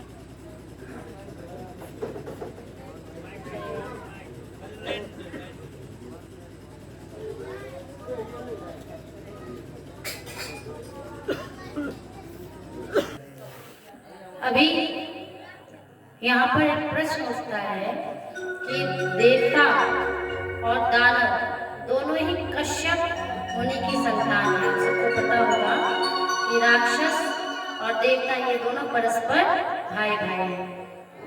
तो एक बार ऐसा हुआ कि जो भी राक्षस थे वो महर्षियों के साथ जाके बोलने लगे कि हे महर्षि, मैं भी तो देवतुल्य, मैं भी तो कश्यप मुनि की संतान हूँ, तो मुझे आप यज्ञ का भाग क्यों नहीं देते, हमारी पूजा क्यों नहीं करते? क्योंकि राक्षसों के अंदर एक बुद्धि होती है अपना सम्मान, अपना पूजा करवाने की, लेकिन चूंकि उनका चरित्र ऐसा नहीं होता है कि सम्मान देने के लिए सम्मान योग्य होना होता है, सम्मान पाने के लिए सम्मान योग्य होना होता है। तो उन राक्षसों ने महर्षियों से पूछा जो यज्ञ कर रहे थे कि हम इसलिए आपका यज्ञ मंजूर करते हैं क्योंकि आप केवल देवताओं को यज्ञ का भाग देते हैं, उनको सम्मान देते हैं, हमें नहीं देते, हम भी तो कश्यप मुनि की संतान है। तो वो चूंकि कहते हैं मूर्ख को समझाते ज्ञान घाट हो जाए, तो ये वाली बात है कि मूर्ख को ज्ञान से नहीं समझाया जा सकता है, उसको उसके ही व्यवहार से समझाया जा सकता है ना। भैंस के आगे भीम उचाए, भैंस लगे पगुराए, तो यही बात है। तो मूर्ख व्यक्ति जो होते हैं उनको कितना भी ज्ञान दे दो, कितनी भी सत्संग की बातें कह दो, फिर से वो वही आचरण करते हैं। तो अपने अंदर भी हमें टटोलना चाहिए कि जो भी हमने सत्संग से सीखा, अनुभव किया, वो हम आचरण में लाते हैं कि नहीं। यदि हम नहीं लाते हैं समझ लीजिए कि हम भी मूर्ख ही हुए। तो इस प्रकार महर्षियों ने सोचा कि ऐसा उपाय किया जाए कि इन दानवों को, इन राक्षसों को स्वयं अनुभव हो जाए कि हमें यज्ञ का भाग क्यों नहीं दिया जाता। तो बोला कि एक काम कीजिए, आप सभी सादर आमंत्रित हैं हमारे यहाँ भोज पाने के लिए। अच्छा भोज, क्या सब बनाएंगे?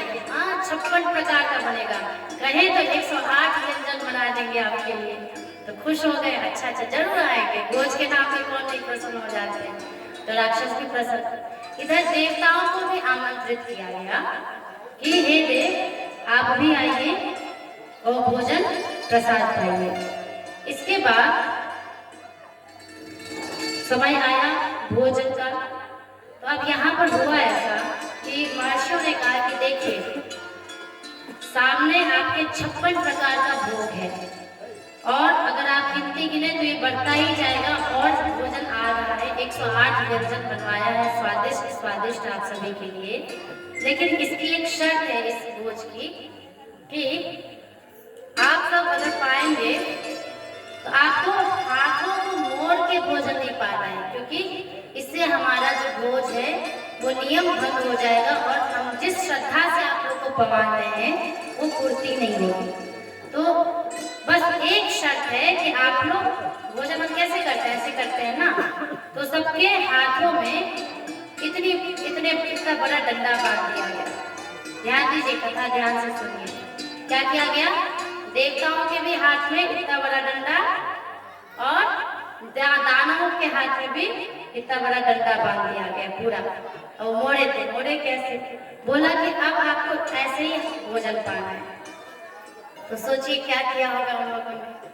तो जो असुर थे, जो राक्षस प्रवृत्ति के थे, वो ऐसे भोजन लेते थे। कैसे जाएगा? सारा भोजन, स्वादिष्ट भोजन पृथ्वी पर गिर गया। एक दाना भी वो मुख में नहीं ले पाए, एक दाना भी नहीं। 108 स्वादिष्ट भोजन है सामने, मुंह से लाट पक रहा है, आहा देख देख के भोजन को, लेकिन एक दाना नहीं ले पाए। क्यों? क्योंकि हाथ तो बंधे हुए हैं, और भोज का शर्त है कि बिन ये हाथ को बंधा हुआ ही भोजन करना है। तब देवताओं ने क्या किया कि सभी एक देवता यहाँ बैठ गए और दूसरे देवता एक देवता के सम्मुख बैठ गए। फिर क्या हुआ? सोचिए क्या हुआ होगा कि एक देवता दूसरे देवता को, और जो सामने बैठे हुए देवता है वो दूसरे देवता को, क्योंकि हाथ तो सीधा है तो मैं स्वयं भोजन तो नहीं पा सकता, आपको तो पवा सकता हूँ ना बस, और वही देवता उनको पवाने लगे। तो इतने 108 स्वादिष्ट भोजन के अधिकारी देवता हो गए, और असुर ले लेके सारा बिखरा दिए।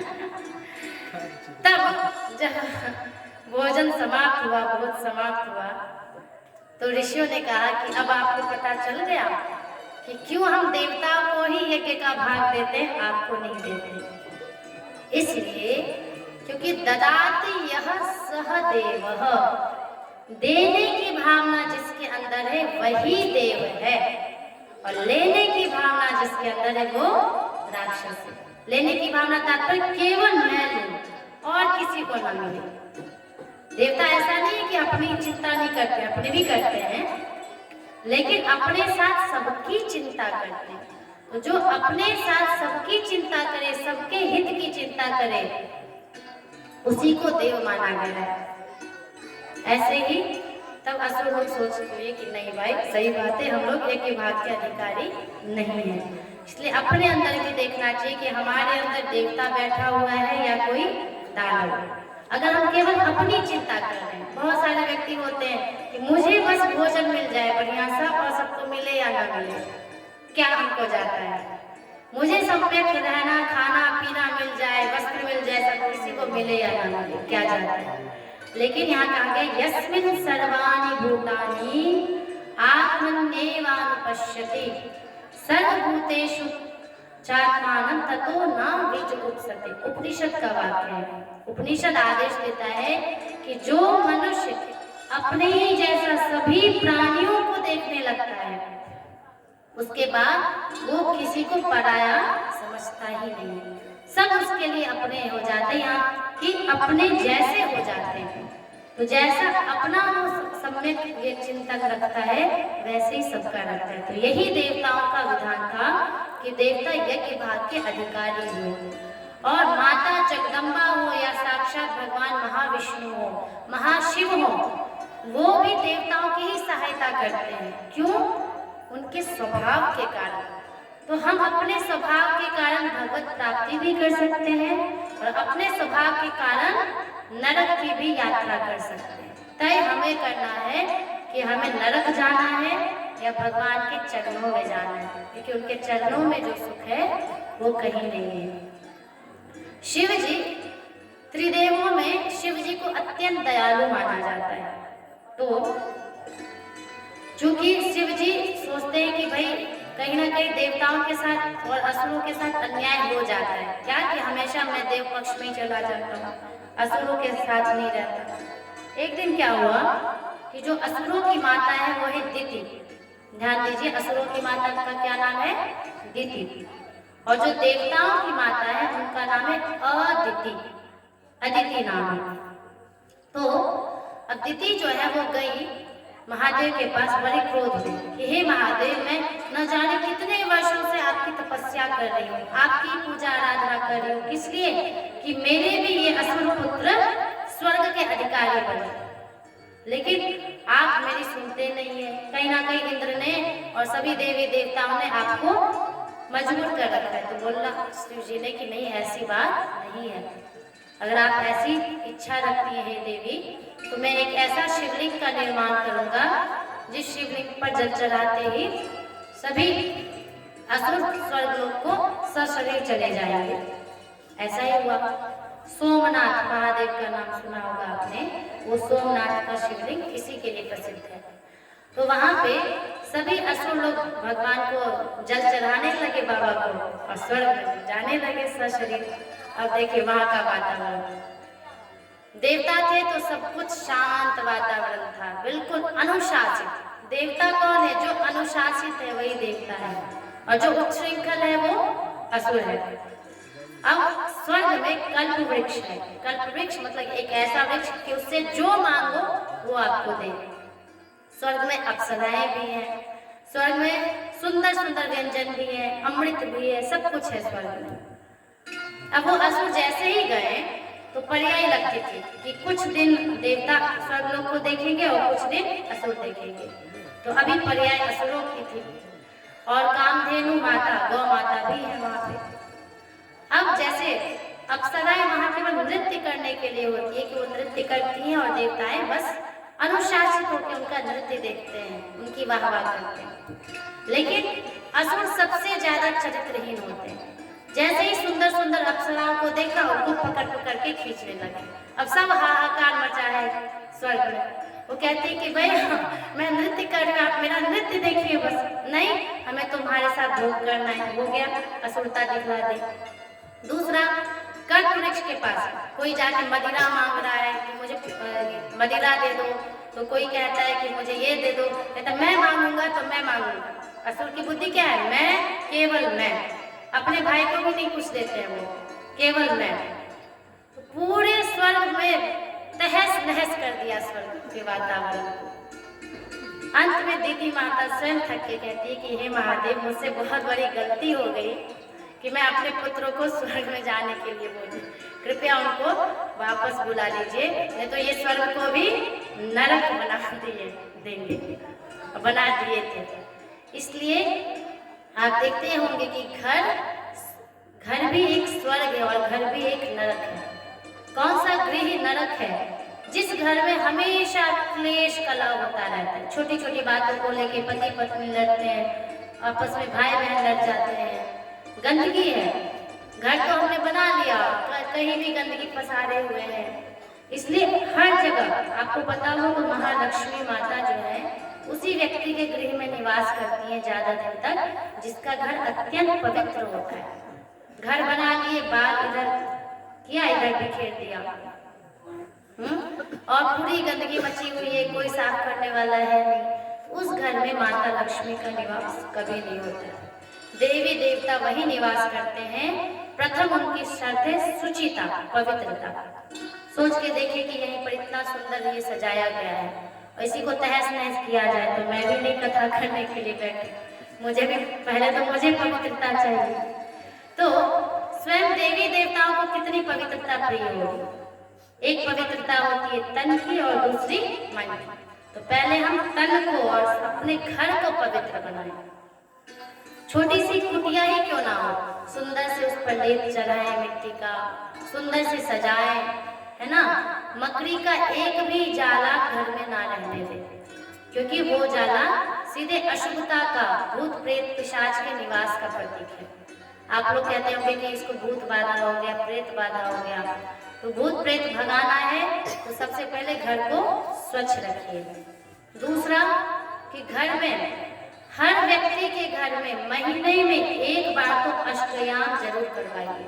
भगवान नाम, स्वयं तो नाम जप करिए ही, लेकिन भूत प्रेत सबसे ज्यादा भागते हैं भगवान नाम से। भगवान नाम का इतना बड़ा ये है, ये सच्ची घटना मैं बता रही हूँ, हमारे ही क्षेत्र की है। तो वहाँ पे एक माता जी थी, तो वैष्णव थी, तो वो अपने घर में बुलाई थी संत को। तो उन्होंने कहा था कि आपके घर में वास्तु दोष है। वास्तु दोष से तात्पर्य इस घर पे बहुत नकारात्मक शक्ति है, कुछ नहीं, आप भगवान का नाम लीजिए। तो अष्टयाम करना प्रारंभ किया उन्होंने, बहुत दिन तक, 1 महीने का कीर्तन किया। तब तक घर का वातावरण पूरा शांत रहा।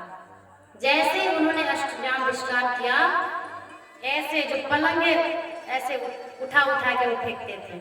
हाँ, लोटा है, लोटा मतलब अदृश्य पूरा दिख रहा है, देख रहे हैं वो लोग सामने, ये कोई काल्पनिक घटना नहीं है, सामने देखा जा रहा है। तो बाद में जो उन्हीं को बुलाया गया महात्मा जी को, तो उन्होंने पूछा कि आप लोग इन लोग को क्यों परेशान करते। तो ध्यान दीजिए उन्होंने क्या कहा प्रेतात्माओं ने। उन्होंने कहा कि इन्होंने नाम जप करना क्यों बंद कर दिया।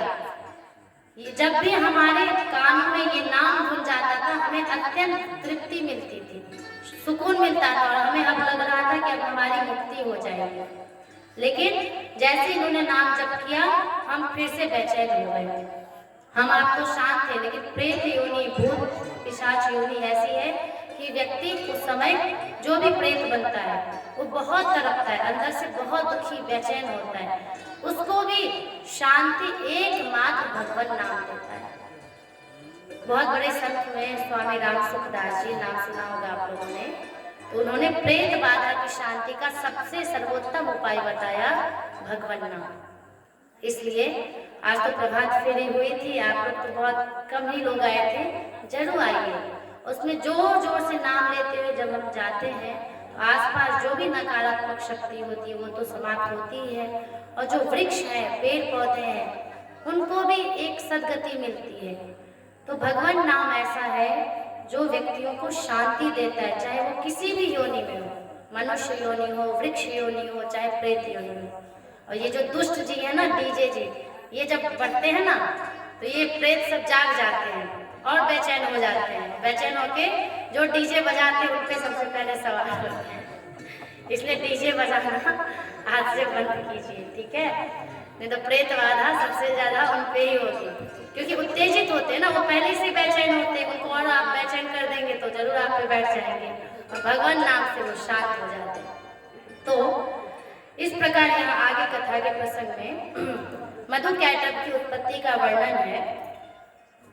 भगवान महाविष्णु जब योग निद्रा में स्थित थे तो उनके कर्ण मैल से, कान के मैल से दो महान असुरों की उत्पत्ति हुई, महाभयंकर असुरों की, जिसका नाम था मधुकैटभ। जब मधुकैटभ की उत्पत्ति हुई तो उन दोनों ने देखा कि चारों तरफ जल ही जल है, पानी ही पानी है। कुछ उनको पता नहीं कि मेरा जनक कौन है, पिता कौन है, माता कौन है, उनको पता ही नहीं चल रहा था। और उनके अंदर इतनी शक्ति, चूंकि महाविष्णु से उत्पन्न हुए हैं, इतनी शक्ति कि अब उनको खुजली मच रही कि कोई मेरे साथ युद्ध करे, कोई युद्ध करे। किसी को नहीं देखा, चूंकि विष्णु तो जल के अंदर शयन करते हैं और जल के ऊपर उनकी उत्पत्ति हुई थी। तो उन्होंने देखा कि भगवान के नाभि कमल से ऊपर स्थित ब्रह्मा जी को देखा, जल के ऊपर। तो देखा कि अरे ये तो बहुत सुंदर चार मुख वाला कोई है। तो उनको उन्होंने ललकारा कि हे चार मुख वाले, प्रतीत होते हो कि तुम भी बहुत बलशाली हो, आओ मुझसे युद्ध करो। ब्रह्मा जी कहते कि भैया मुझे माफ करो, हम तो केवल भगवान नाम स्मरण करते, हमारी युद्ध में कोई भी रुचि नहीं है। मैं केवल वेद की रचना करता हूँ, वेद स्तवन करता हूँ, भगवत स्तुति करता हूँ, मैं तो युद्ध करता हूँ नहीं। क्योंकि ब्रह्म मतलब जो ब्राह्मण की वृत्ति जिसके अंदर है वही ब्रह्म है, और ब्राह्मण मतलब जिसके अंदर ब्रह्म की वृत्ति है वही ब्राह्मण है। तो यहाँ पर ब्रह्मा जी कितनी भी विनती की वो नहीं माने।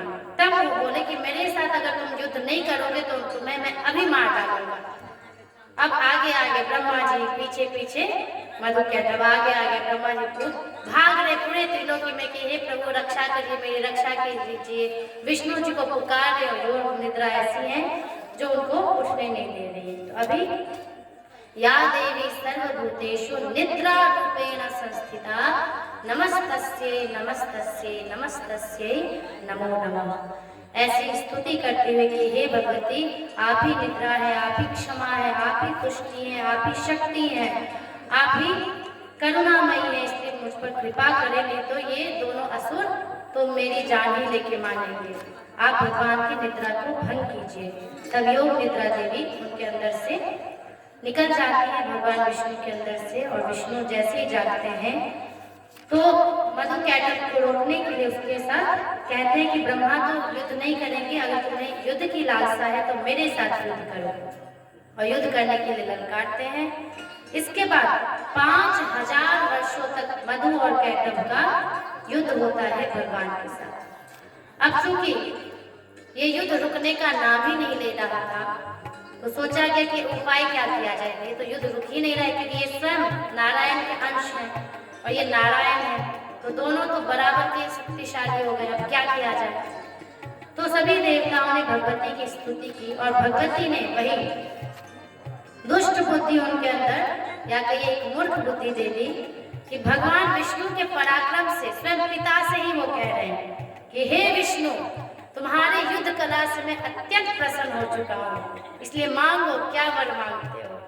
अब तो विष्णु भगवान को तो बस इसी मौके की तलाश थी कि एक बार कुछ ये मिस्टेक करें और हम इनका इलाज करें बढ़िया से। इसके बाद क्या हुआ, भगवान कहते कि हे देव आप दोनों महान हैं, आप दोनों मुझे वर देना चाहते हैं तो यही वर दीजिए कि मेरे हाथों आपकी मृत्यु हो जाए, बस और कुछ वर नहीं चाहिए, मैं थक गया 5000 वर्ष तक युद्ध करते करते। तब मधुकैटभ हंसने लगते हैं और कहते हैं, वो भी चला क्योंकि वो समझ गए कि अरे इसने तो मेरे वरदान का फायदा उठा लिया, अब देना तो पड़ेगा ही, क्योंकि मैंने खुद कहा है कि जो चाहिए वो मांगो, अब तो देना पड़ेगा वरदान। मधुकैटभ बोले कि ठीक है, कोई भी ऐसा सूखा स्थल चुन लो, तभी कोई भी सूखे स्थल पे हमारे सिर का छेदन कर देना, मतलब हमारा सिर काट देना, तो ही हमारी हत्या हो पाएगी, मतलब तुम मुझे मार पाओगे। अब क्यों ऐसा उन्होंने बोला? क्योंकि सर्वत्र जल ही जल था, कहीं सूखी स्थल, सूखी भूमि थी नहीं। तो मधुकैटभ भी चला कि अब देखते हैं विष्णु हमें कैसे मार पाएगा।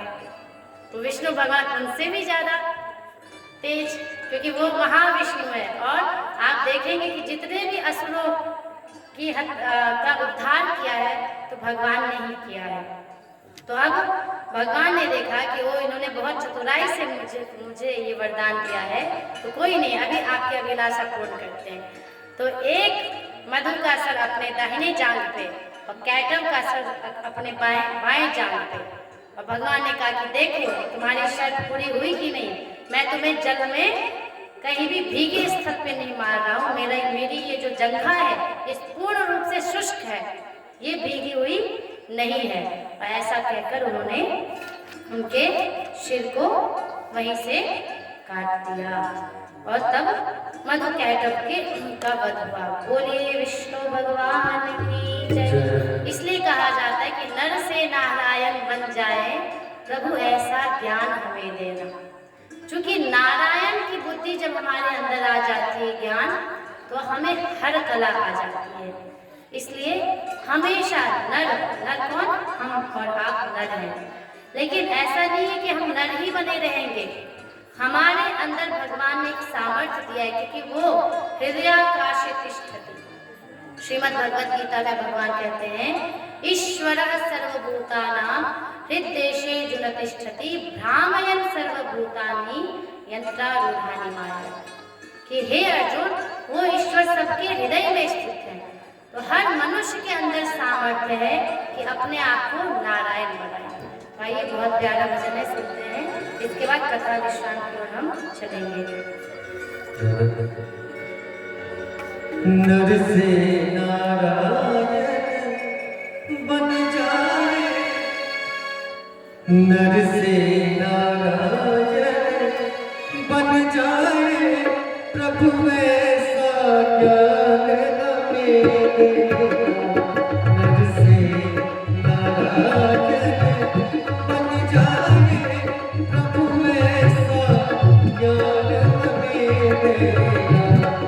प्रभु ऐसा ज्ञान हमें देना, प्रभु ऐसा ज्ञान हमें देना, प्रभु ऐसा ज्ञान हमें देना।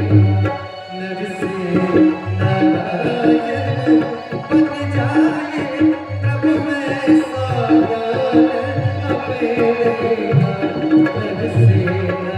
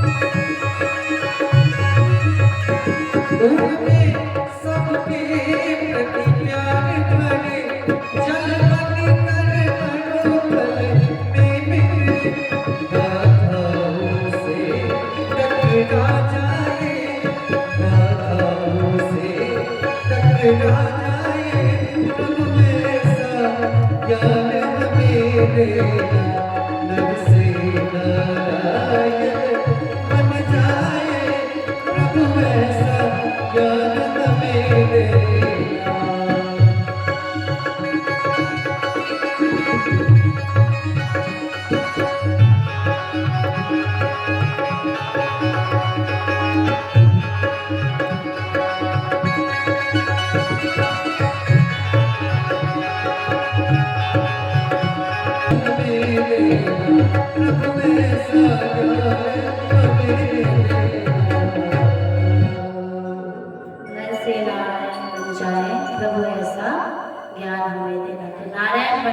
बहुत तपस्या करनी होगी, है ना। इन सुख सुविधाओं को ये करते हुए अनंत शक्ति की भंडार माँ आदि शक्ति की उपासना करनी होगी। अब आगे इसी क्रम में व्यास जी को समझ आ जाता है तो आदि शक्ति की उपासना करते हैं। इसके फलस्वरूप उन्हें सुखदेव मुनि की प्राप्ति होती है। लेकिन सुखदेव मुनि क्योंकि उन्हें भगवत भक्त चाहिए था, तो सुखदेव मुनि इतने बड़े हैं कि जन्म लेते ही वो एक तो पहले माता के गर्भ से वो निकल नहीं रहे थे और पुनः जन्म लेते हुए ही वो वन की ओर प्रस्थान करने लगे। अर्थात वो छोटे शिशु नहीं थे, बहुत बड़े हो गए थे। और जब व्यास जी ने उन्हें रोकने की कोशिश की तो उन्होंने कहा कि मुझे इस संसार में रहने की, इस संसार को बसाने की बिल्कुल भी इच्छा नहीं है। मेरा मन तो केवल नारायण के चरण कमलों में ही रत है। इसलिए कृपया पिताजी आप मुझे एक दबाव ना दें कि विवाह करिए लो। तो इसलिए पुनः व्यास जी ने उन्हें जनक जी के पास भेजा कि देखो एक राजर्षि हुए हैं मिथिलापुरी में, वो है जनक महाराज। जनक महाराज राजा होते हुए भी ऋषि हैं। अगर तुम्हें ऐसा लगता है कि कोई केवल सन्यासी ही बहुत बड़ा तपस्वी, बहुत बड़ा मुनि हो सकता है, तो ये बेटा, ये भ्रांति तुम्हारी गलत है। स्वयं राजा जनक विदेह भाव में रहते हैं, अर्थात देह भाव से रहित रहते हुए राज्य का पालन करते हैं। तो ये देखकर सुखदेव जी को बड़ा आश्चर्य हुआ कि क्या कोई ऐसा भी हो सकता है कि जो गृहस्थी में भी हो और राज्य का पालन भी करे और उसके बाद उसकी परब्रह्म की इतनी बड़ी कोटि की उपासना हो। तो ये देखने के लिए उत्सुक होकर वो मिथिलापुरी अपन सबके मिथिला नगरी में सुखदेव मुनि आयल छथि बुझियो राजा जनक जी से उपदेश ले ले। कतेक हम सब सौभाग्यशाली छी, अहाँ सब बेसी छी कि जनकपुर के पास में छी, हमहूँ सब मिथिलावासी बनू। लेकिन अपन जनक जी एहन महान छलखिन जिनका से उपदेश लेला स्वयं महर्षि व्यास के पुत्र, और अइले नहीं कि महर्षि व्यास के पुत्र छथिन, सुखदेव अपना आप में परम ज्ञानी परमहंस छथिन। तब जब वहां सुखदेव जी आए तो उसके पीछे उपनिषद में जो कथा है इसमें भी वैसे ही वर्णन है कि जब देखते हैं कि राजा जनक जी बिल्कुल शांत भाव से बैठे हुए हैं, तो उनको सुखदेव जी को एक शिक्षा देने के लिए राजा जनक क्या करते हैं, एक द्वारपाल को कहते हैं कि एक आप ऐसा कार्य कीजिए कि मुझे आकर एक सूचना दीजिएगा। द्वारपाल कहते हैं कि महाराज शत्रुओं ने चारों तरफ से घेर लिया है राज्य को। तो राजा जनक कहते हैं ठहरो, अभी मैं इनसे वार्तालाप कर रहा हूँ। सुखदेव जी को आश्चर्य लगता है, शत्रु घेरा हुआ है, ये मुझसे बात करने के लिए बैठे हैं। दूसरा कि महाराज, दूसरा द्वारपाल आता है, महाराज नगर में आग लग चुकी है, पूरे नगर को आग जला रही है, दौड़िए दौड़िए।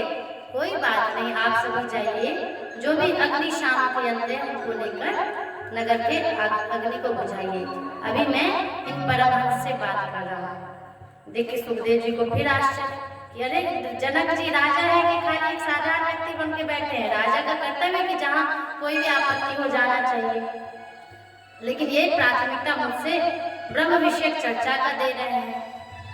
तो सुखदेव जी से रहा नहीं गया। सुखदेव जी ने कहा कि क्षमा करिए महाराज, अगर मान लीजिए कि वो अग्नि महल तक आ गई तो? उन्होंने कहा कि भगवती जगदम्बा की जो इच्छा वो वही करेंगे, महादेव की जो इच्छा वही करेंगे, हमारा काम है बस रोकना, लेकिन जो होना है वो होके ही रहता है। तो ऐसे इतना बड़ा संयम आप कैसे ला पाते हैं? तो बोलते ठीक है, आपको हम एक उपाय देते हैं, आपको उस व्यवहार से ही समझ में आ जाएगा। तो सुखदेव मुनि को कहा कि मैं आपको ब्रह्म विषय का उपदेश तभी दूंगा जब इस कटोरे में जो भरा हुआ जल है आप यहाँ से लेकर एक दूरी तय कर दी, जैसे 2 से 3 किलोमीटर मान लीजिए, उस बिंदु तक आप जल लेके जाएंगे। लेकिन शर्त यह है कि आपको विघ्न देने के लिए मेरे सारे नगरवासी उपस्थित रहेंगे। शर्त है कि एक बूंद जल उस पात्र में से गिरना नहीं चाहिए। एक बूंद जल अगर गिरा तो मैं आपको अपना ये रहस्य नहीं बताऊंगा कि मैं कैसे इतना शांत चित्त रहता हूँ। तो अब सुखदेव जी बोले कि ये कौन सी बड़ी बात है, लाइए अभी करके दिखाते हैं। तो कटोरे में जल भरा और लेते लेते, और बीच में कोई नृत्यांगनाएं आके झन झन झन झन घुंघरू की आवाज कर रही है, कोई कहते सब्जी ले लो सब्जी, और उनके बीच से ही गुजर जाते हैं। लेकिन उनका तो ब्रह्म विषय का उपदेश उनको पाना था, इसलिए एकदम एकाग्र से भांति भांति के विघ्न उनको दिए गए। कोई जोर से चला रहा है, कोई डीजे बजा रहा है, डीजे बजाने में सबसे ज्यादा विघ्न होता है। तो अब जो है कि उसमें भयंकर विघ्न उत्पन्न हो रहे, फिर भी उनका मन कभी भी भंग नहीं हुआ। और 3 किलोमीटर की यात्रा पूरी करने के बाद जहाँ गंतव्य स्थान था वहां पर पहुंच के बिना एक बूंद जल गिराए वो वहां पर पहुंच गए। अब जब वो महल की ओर लौटे तो बोले कि अब बताइए, क्योंकि मैंने आपकी शर्त पूरी कर दी है, बताइए ब्रह्म विषय ज्ञान जो आपके अंदर जो रहस्य छिपा हुआ है। तो कहते हैं राजा जनक, ये तो आपको आपके व्यवहार से ही पता चल गया। तो क्या ये जो आप जल ले जा रहे थे, आपके आसपास ना जाने कितनी बातें घटित हुई, लेकिन आपको उसका तनिक भी भान हुआ बोला नहीं? क्यों नहीं हुआ? क्योंकि मेरा ध्यान केवल उस जल पात्र पर था। इसी प्रकार मैं भले ही इस नगर का, इस पुरी का राजा हूँ, जनकपुर का, मैं इस भाग से हूँ कि मैं इस पुरी का राजा नहीं सेवक हूँ, और मेरा अंतिम गंतव्य भगवत प्राप्ति है। तो अहर्निश में भगवत चिंतन करता हुआ ही ये सभी कार्यों को संपादित करता हूँ, बिना अहम भाव के कि मैं कर रहा हूँ। इसलिए हे मुनि, गृहस्थ में रहते हुए भी भगवत प्राप्ति की जा सकती है। तब सुखदेव मुनि समझ गए कि हाँ, सचमुच ये राजा जनक तो विदेह जनक हैं। फिर उन्होंने एक प्रश्न किया कि लेकिन मुझे लगता है कि वन में सबसे अधिक शांति मिलती है, एकांत मिलता है तपश्चर्या करने को, इसलिए सन्यासी अधिक शीघ्र भगवत प्राप्ति कर सकता है। तो जनक जी ने कहा कि ये आपका भ्रम है। ऐसे अनेक सन्यासी हुए हैं जो वन की ओर तो प्रस्थान करते हैं, मान लीजिए हम वन की ही ओर चले जाए, छोड़ के किए गृहस्थी सबसे बड़ा जंजाल है, सारा छोटो लोटा का मंडो उठाओ और चलो हरे कृष्ण हरे राम कर ले। लेकिन आप देखेंगे कि ये मन है, मन कुछ दिन तक तो भगवान की आराधना में लगाएगा, लेकिन फिर से वही पुत्र, वही स्त्री, वही संतान। दुर्गा सप्तशती में प्रथम चरित्र तो वही है ना, वैश्य का, उसे अपने संतान की उसकी परवाह होने लगती, ना जाने वो कैसे होंगे। राजा को अपने राज्य की चिंता सताने लगती है। तो हे मुनि, मन आपका कहाँ है ये मायने रखता है। चाहे आप भीड़ में भी क्यों ना हो, अगर आपका मन एक जगह शांत है, भगवान के चरणों में केवल एकाग्र है, तो भीड़ में रहते हुए भी आप भगवत प्राप्ति कर सकते हैं। और वन में कितना भी एकांत हो, लेकिन आपका मन चंचल है कि आज क्या भोजन बनेगा, आज क्या बनेगा, ये होगा, मेरी पत्नी कैसे होगी, मेरे घर वाले कैसे होंगे, तो बस सारी तपस्या भंग हो गई। इसलिए आवश्यक है मन को साधना, मन के हारे हारे मन के जीते जीत। ऐसा उपदेश सुन के सुखदेव मुनि पुनः लौटते हैं। गृह में निवास करते हुए पुनः वो कुछ दिन पिता को आनंद लेते हुए, पिता से संपूर्ण वेद वेदांतों का अध्ययन करते हुए पुनः वन की ओर प्रस्थान करते हैं और हर जगह विचरण करते हैं। अब आगे कथाएं तो बहुत सारी है, मैंने क्या कहा, देवी भागवत 18 पुराणों की कथाओं का निचोड़ है। सभी कथा, इसमें बहुत लघु लघु कथाएं हैं, ये 9 दिन में पूरी हो ही नहीं सकती है। इसलिए मैं जो मुख्य कथा मुझे लग रहा है कि आप सबके लिए प्रेरणा, मेरे लिए प्रेरणा हो सकती है, वही कथा मैं आप लोगों को बता रही हूँ।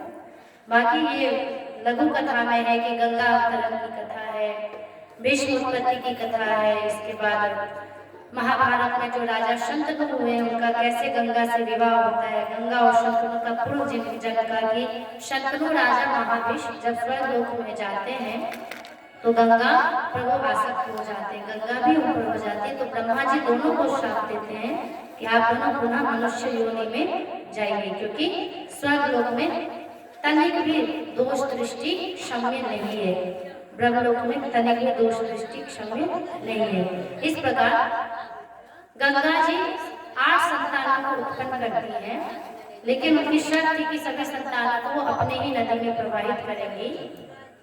ये जो 8 वसु ही गंगा जी की 8 संतानें होती हैं, और 8 संतानें इसलिए होती हैं क्योंकि इन्होंने भी वशिष्ठ जी की नंदिनी गौ का अपहरण किया था, मतलब किडनैप कर लिया था।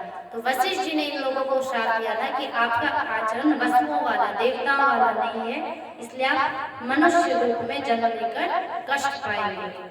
तो जिसने अपहरण किया था वो थे भीष्म पितामह। इसलिए आप देखे होंगे कि भीष्म पितामह के जीवन में हमेशा कष्ट ही कष्ट रहा कि नहीं। और सबसे ज्यादा जब मृत्यु के शरशैया पे जो कष्ट अनुभव किया वो भीष्म पितामह थे।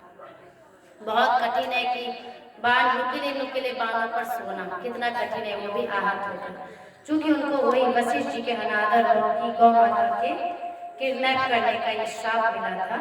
इसलिए अपने उस योनि को भोग के फिर वो स्वर्ग की ओर प्रस्थान करते हैं। इधर आगे ब्रह्मा जी नारद जी से अपने ब्रह्मा विष्णु और महेश की गाथा बताते हैं कि वो लोग एक दिन घूमते घूमते देवी लोक का दर्शन करते हैं और देवी माँ का दर्शन करके वो देखते हैं कि मेरे ही जैसे संपूर्ण ब्रह्मा विष्णु महेश सभी अनेक ब्रह्मा विष्णु महेश उस देवी लोक में विराजमान है। ये देख के उनको बहुत आश्चर्य होता है। फिर भगवती जगदम्बिका महासरस्वती, महालक्ष्मी और महाकाली नामक अपनी शक्तियों का क्रमशः वर्णन करती हैं। वो कहती है कि हे देवों, ये महासरस्वती, महालक्ष्मी, महाकाली मेरी ही अंशभूता है, क्योंकि आप सबको भी जगत की सृष्टि करनी है, जगत का पालन करना है, जगत का संहार करना है, तो बिना शक्ति के आप ये कर ही नहीं सकते।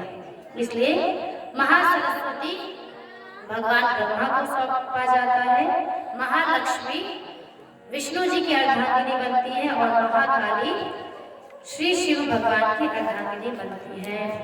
इसके बाद ब्रह्मा जी परमात्मा के स्थूल और सूक्ष्म स्वरूप का वर्णन करते हैं कि भगवान स्थूल भी है और सूक्ष्म भी है, भगवान सर्वव्यापी है, वो भगवती पराशक्ति सर्वव्यापी है। इसके बाद देवी के बीज मंत्र की महिमा।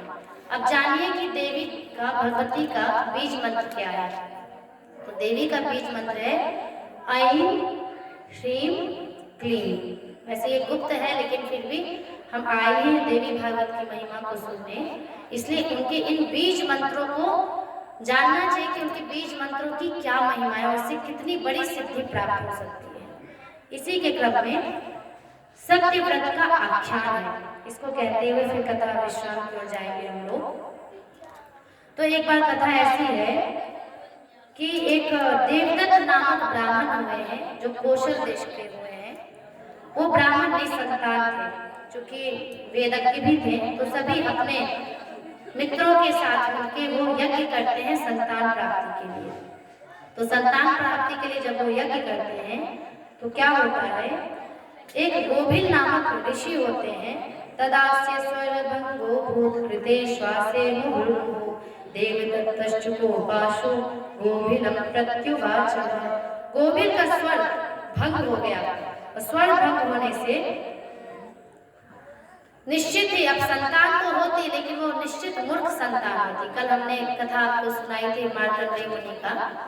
तो अब चूंकि स्वर भंग हो गया, इसलिए ध्यान देना चाहिए कि कभी भी कोई पूजा पाठ करें तो अंत में हम क्षमा प्रार्थना करते हैं। आज पंडित जी करवा रहे थे, तो क्षमा प्रार्थना क्यों किया जाता है कि तनिक भी दोष होता है तो उस दोष का परिहार करना असंभव हो जाता है, इसलिए क्षमा प्रार्थना कर लेनी चाहिए। लेकिन उस समय कलयुग में ये क्षम्य है।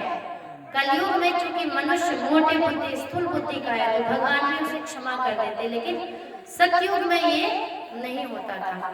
सतयुग में थोड़ी भी त्रुटि हुई उसका दंड मिलना अनिवार्य है।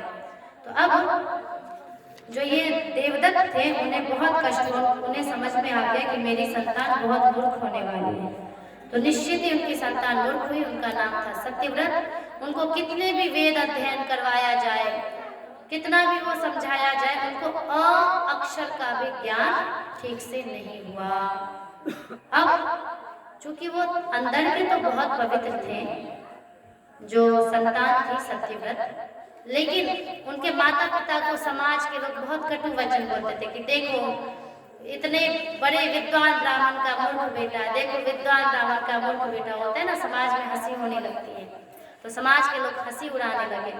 ये देखकर उनके पिता धीरे धीरे मृत्यु को प्राप्त हुए। उनको लगा कि नहीं, मैं इस अपने माता पिता के लिए कलंक हूँ, तो मुझे अच्छा होगा कि मैं इनसे दूर चला जाऊँ। एक रात्रि छुपकर सत्यव्रत चले गए वन की ओर, और वन में एक कुटिया बनाकर, चूंकि उनको कुछ आता नहीं है तो केवल भगवान का स्मरण कर रहे, नाम जप कर रहे, बस इतना ही उनको आता है। एक बस उन्होंने व्रत कर लिया भगवान के सामने कि हे भगवान, मैं जीवन में कभी भी असत्य नहीं बोलूंगा, कभी भी झूठ नहीं बोलूंगा। इस व्रत का उन्होंने पूर्ण पालन किया, इसलिए उनका नाम हुआ सत्य व्रत। सभी गांव के लोग समझ गए, नगर के आसपास के, कि यहाँ जो मुनि निवास करते हैं वो कभी असत्य नहीं बोलते हैं। अब यहाँ देखिए देवी के ऐन की महिमा है, आगे हम ह्रीम क्लीम की जानेंगे कल। अब क्या हुआ कि वो सत्यव्रत जब कुटिया बनाकर रहने लगे, उस समय एक दिन तत्रैकदा तु मृगयां रममाण एव प्रातो निषाद निषठोधृत चापबाणः क्रीडन् वनेति विपुले यमतुल्य देहः क्रूराकृतिर्हननं कर्मणि चापि दक्ष। एक दिन आखेट करता हुआ एक महान मूर्ख निषाद मतलब शिकारी, हाथ में धनुष बाण लिए हुए उसी गहन वन में आ पहुंचा जहां सत्यव्रत थे। और चूंकि उसका शरीर बहुत भयावना था, उस निषाद ने एक सुअर को लक्ष्य करके उस पर बाण चला दिया। चूंकि सुअर की चमड़ी मोटी होती है, वो जल्दी मरता नहीं है सुअर, तो उसको ऐसे जगह लगा बाण कि जिससे वो घायल हो गया और चिल्लाता हुआ वो सुअर सत्यव्रत मुनि के आश्रम में पहुंच गया। तो जब उनके आश्रम में पहुंचा तो वो देखते हैं अग्रे नजन्तम रुधिराद्रदेहं दृष्ट्वा मुनेषु परमाशुविद्धं दयाभिवेशातिकम्पमानः सारस्वतं बीजं अथोचचार। सत्यव्रत मुनि को ये देख के दया आ गई, क्योंकि कहा जाता है कि जिसने भगवान को पकड़ लिया, अगर भक्ति का लक्षण क्या है, कैसे हम समझे कि हमारे अंदर भगवान के प्रति भक्ति प्रेम प्रकट हो गया है, उसका सर्वप्रथम लक्षण है दया। सभी प्राणियों पर दया भाव होना ही भक्ति का प्रथम लक्षण है। तो अब उस सुअर को बुलाने के लिए क्या बोले, ए होता है ना, ए।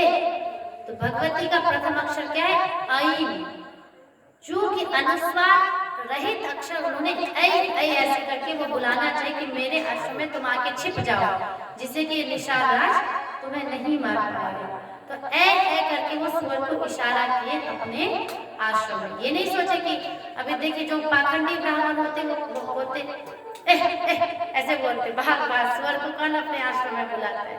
लेकिन दया ऐसी चीज है जो प्राणी को नहीं देखता है कि ये सुअर है या धर्मात्मा है।